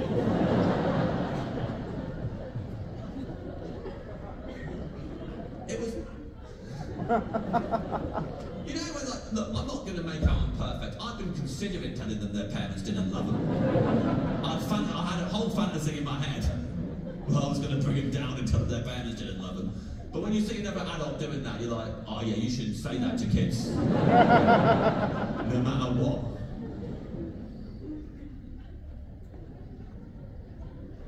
They didn't care. They carried on bullying, and now it's my turn. I'm back at the carriage, I'm sat there, back row on my own. And they surrounded me. The leader sat in front of me, he's got his back to me, and his mate sitting opposite him, they're dead-legging each other, they're paying me no mind. 3 of them stand behind me here, but they're leaning against the back wall. In my memory, they've got toothpicks in their mouths. I know that didn't happen.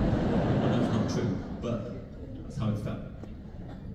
The remaining 2, they stand here. One of them leans against the luggage, and one of them is here, flush to the seats, eyeballing me, paying me all of his mind, just looking at me. And I'm just sitting there, and I'm just pretending like none of this is happening. Like I'm oblivious to all of it. I'm looking out the window, like that's a normal way to ride the train in the modern day. I'm not sitting there on my phone like a normal person who's not surrounded. I'm looking out the window like an Enid Blyton character. What a marvellous day on the railway! Is that Cecil? It is, it's Cecil Armitage. It's a bad skill, you know. Toodaloo, Cecil. We're off to the city.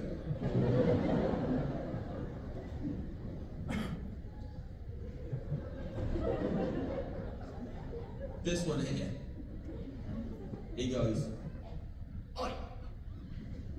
I look at him. Fuck you looking at? And I think we can all agree, exceptional work.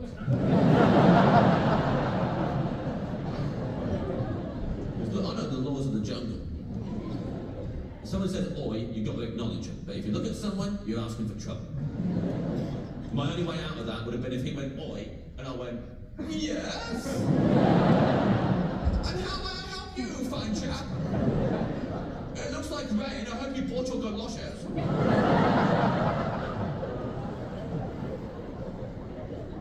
Is that Montgomery? It is. I'm Montgomery St. Stevens. The ne'er-do-well. Toodaloo, Montgomery. Merry Christmas to you and yours.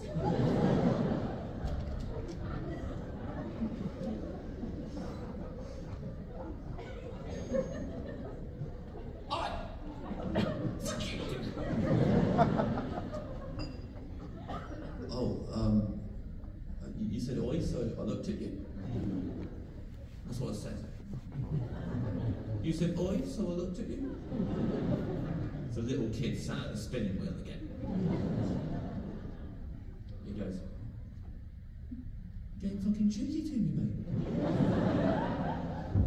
I'm 36 in this story. It's scientifically impossible for me to be cheeky to a 13-year-old boy. But I didn't say this to him, I didn't know what to say to this kid. I've seen everyone else say whatever they could think of to these children. Nothing had worked. I don't think at any other point in my life I would have said what I said that day. But I still had a lockdown brain. I was still thinking the way I did in lockdown. I've done a lot of thinking about how I wanted to respond to confrontation, especially in relation to hecklers, how I wanted to respond to that. I talked about it quite a lot during therapy sessions over Zoom that I could afford whenever I felt like it. I think therapy is really important, guys, and I don't understand why more people don't go. So I decided I'm going to respond to this kid like an adult. Not like a child like everyone else has. I'm going to respond like an adult. I'm going to be honest with him. You're being fucking cheeky to me.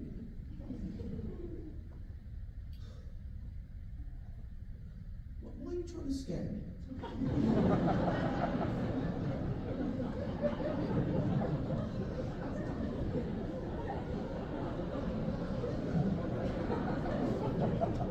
He loves it. Are you fucking scared, are you? Yeah. I am. I'm really scared of him. When I told him I was really scared, it's like some spell had been broken. He just like became a real boy and was like, what the fuck am I? What have I become? I could see him just be like, what the? I'm scaring him. I started malfunctioning like a robot. I was like desperately looking at the leader who sat in front of me, like a McDonald's employee searching for his supervisor. I'd just be like, oh, this guy says he's scared. Need your help over here, that's not in the manual. He's scared, this guy. The leader straight up, looking down at me over the back of his seat. Fuck you scared for? He said, oi. So I looked at him and he said, fuck you looking at? And it might sound silly to you, but I can't handle that. Like, I can't deal with confrontation at the best of times. I'm really anxious. When someone's like directly aggressive to me, while I'm surrounded as well, you can throw stuff in people's faces, shouting people down. I think in this situation, there's like fight, flight, or flop. I know I'm flop every time, I know that about myself. I can't deal with this situation. It's too much for me, I'm really scared right now. And he looks at me and goes, right, back away from him, he's scared. Give it to me! Give it to me! What are you scaring people for? Meant to be having a fun laugh on the train, everyone. Sorry, mate, they won't pay you any more money. I apologise. Whole country's been through enough the last 2 years.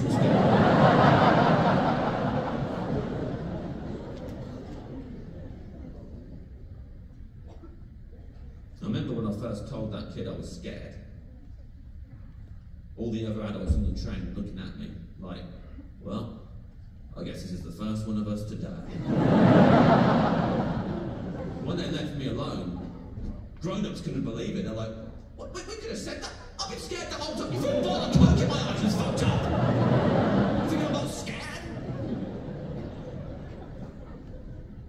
They left everyone else alone. For the whole journey, they left all of us alone until they got to their stop. They had to all file past me to get to the door when they left. I don't want to boast, but 5 out of 7 fist bumps is pretty good. I mean, that's it's not as cool when they're accompanied by the phrase, sorry we scared you.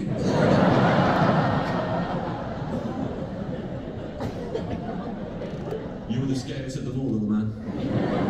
Home safe, home safe.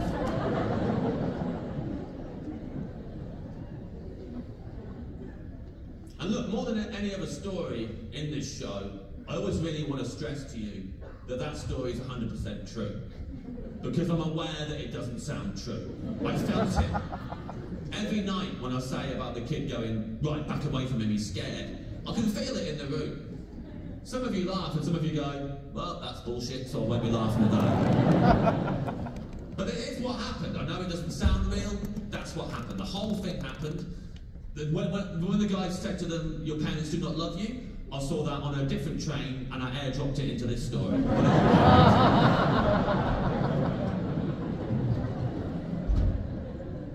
I know that by stressing to you that that story is true, I am throwing the rest of the show into doubt. I'm aware of that. So just so we're all leaving here tonight, you know, trusting each other, there is one part of the show that I did lie about.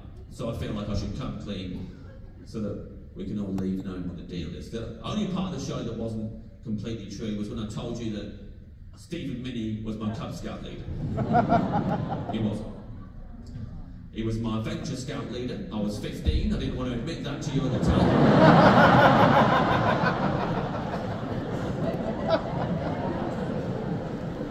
That is what happened.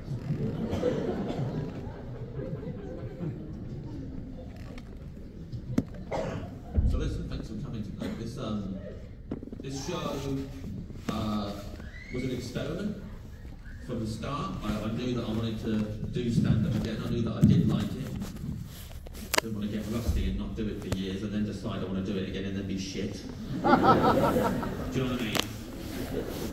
Don't want to stop doing it and then in 20 years or whatever decide I'm going to come back and then all my opinions are outdated and then I just fucking double down on them. And they give me the awards, but deep down I reckon I'll probably know that I'm not as good as I used to be. Well, was like, I know what I'm scared of, so let's just address that head on for the first time. Let's let them do whatever they like. I didn't know if that was a good idea or not. So let's just let them do whatever they want, and we'll see how that goes. And what I've discovered, so far, the results of that experiment, you were doing whatever you wanted anyway. Like, you were always doing whatever you wanted. I've had the same amount of heckles on this tour as ever before, same amount of people listening and enjoying it. It's been exactly the same. But I'm not trying to change you. That's psychotic. I'm trying to change my response. And so far that's been better. A few years ago, if someone had done Moo as a callback and got an applause, I'd have been like, these fucking arseholes. I think that's better when I did Moo. What the fuck?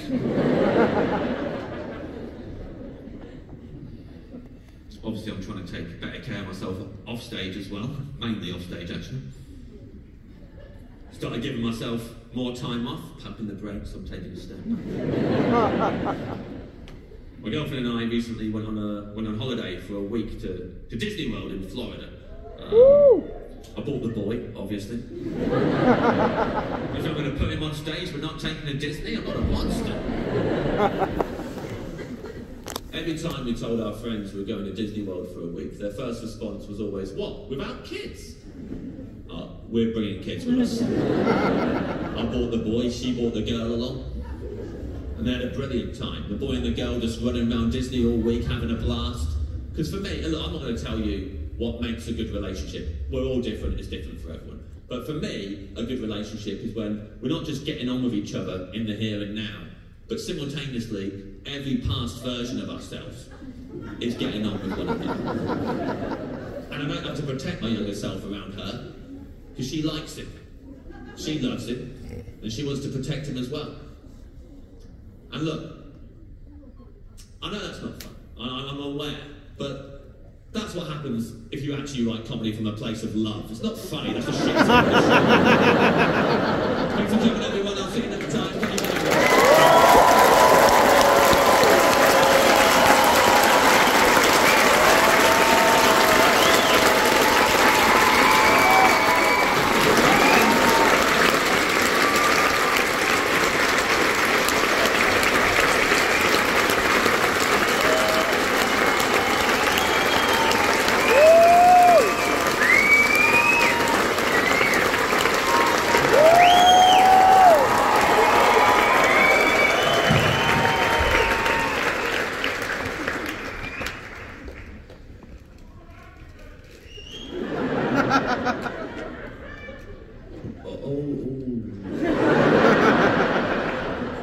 Hello.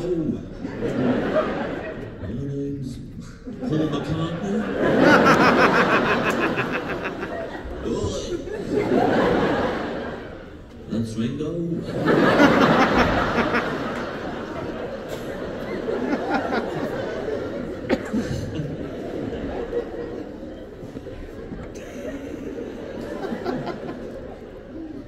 Not one of my worst, actually.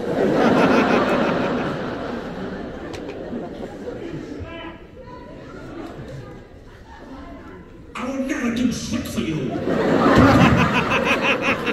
I come to Liverpool, I do not expect, do you know what? I came here to this beautiful theatre. Tony, I cannot believe it. The next show after me in this venue is Shrek. Shrek Live for the kids. And I thought, I might just stay and carry on performing and picking Shrek. And listen, the second day of this tour was in Glasgow. And they wanted me to do Shrek every night. Feel a lot more relaxed doing it here.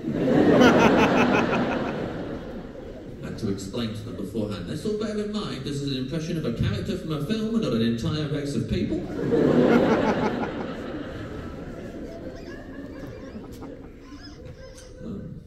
Thank you. Thanks for...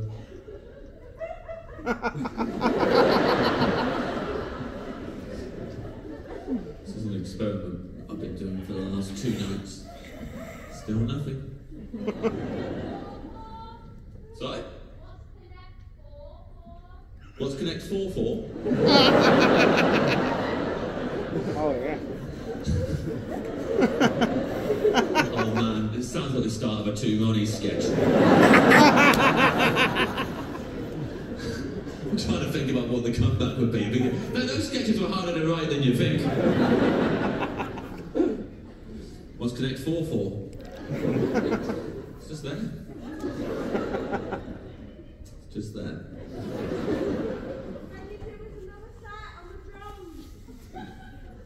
Yeah. This isn't in. Yeah, I saw that. It's a very. Sorry? And more swing ball. Okay. He's going to attempt it at the same time, I guess. Okay. This'll. I mean, let's face it. No matter how this goes, it has to be the finale.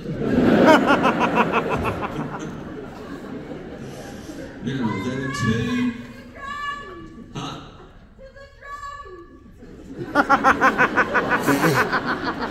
To the drums. Huh? 180. Say it again. The drum? If anyone understands, you've got to tell me. What to the drums? Go to the drums.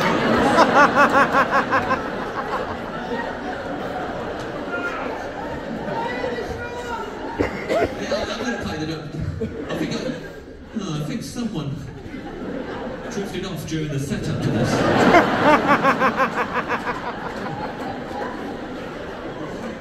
Just so you know, the plan is very much to go to the drums. But I'm going to bring that with me and attempt to play drums and swing ball at the same time.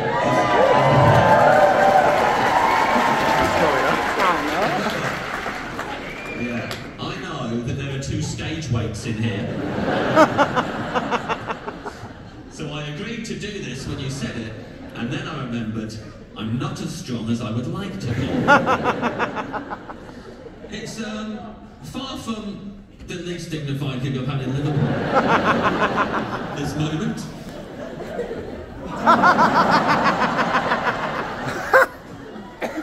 Absolutely perfect timing. Never met an inanimate object that's this funny. Understand shoulders. Okay. Listen, now look. Huh?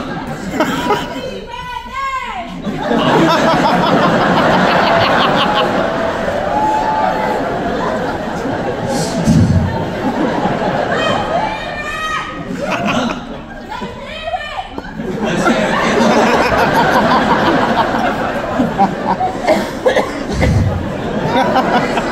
Get the impression that some people were expecting a more fast-paced comedian this evening.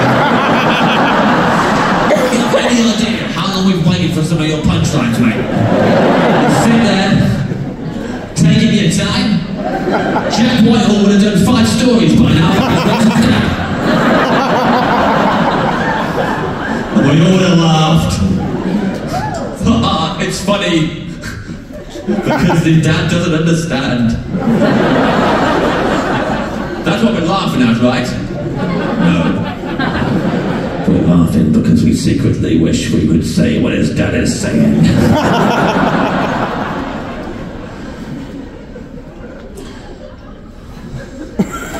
This is gonna be fucking difficult. Now look, genuinely this is not something that is planned. This is the second date that I put the swing ball and the Connect 4 on stage. So when you ask me, what is it for?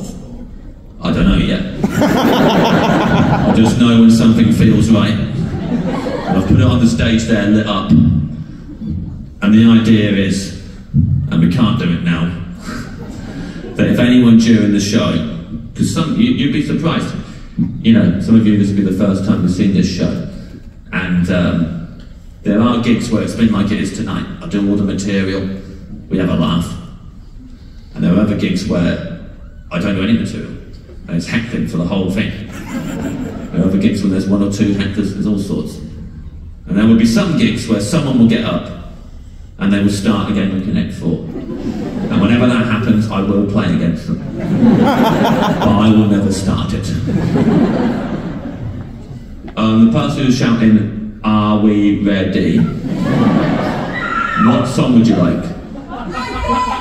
Any? Huh? The Eagles. Twinkle, Twinkle, Little Star. I can play you Twinkle, Twinkle, Little Star if you like. Happy Tuesday to you. Sorry? Yeah. Isn't it just? Rest in peace. Did you do Dry Jan? Yeah. It's funny, isn't it? Dry January is always really interesting. You get people who, you know, your mates who do it, who are like they're quite health conscious, and so they've been through Christmas and stuff and New Year, and they'll be like, okay, I'm going to do Dry Jan, and that will get me back on track. And you get other friends who do it, and they go, yeah, I'm doing Dry Jan, and they wonder why everyone that they tell that to goes, yeah. Good on you, mate.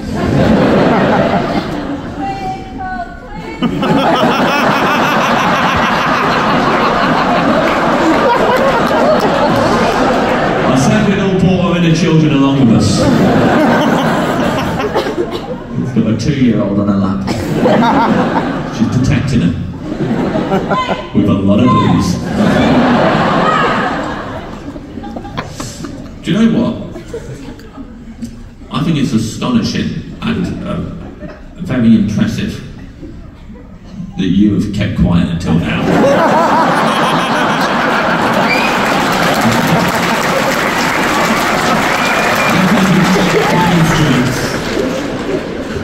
A great deal of like self-discipline.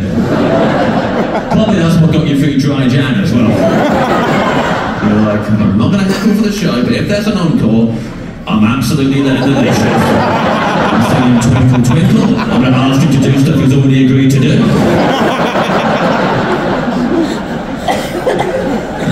I'll declare that Dry Jan is over.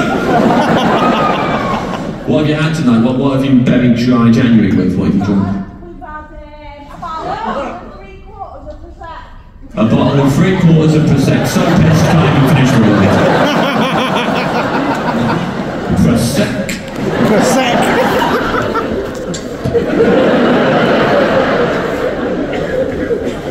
A bottle and 3/4.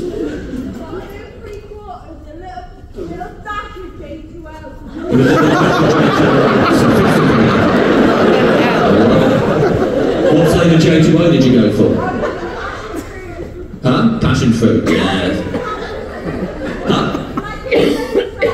Like a mimosa. Now on this morning, we're going to make for you a classic Liverpudlian mimosa. You're going to want a thimble's worth of passion fruit chicken.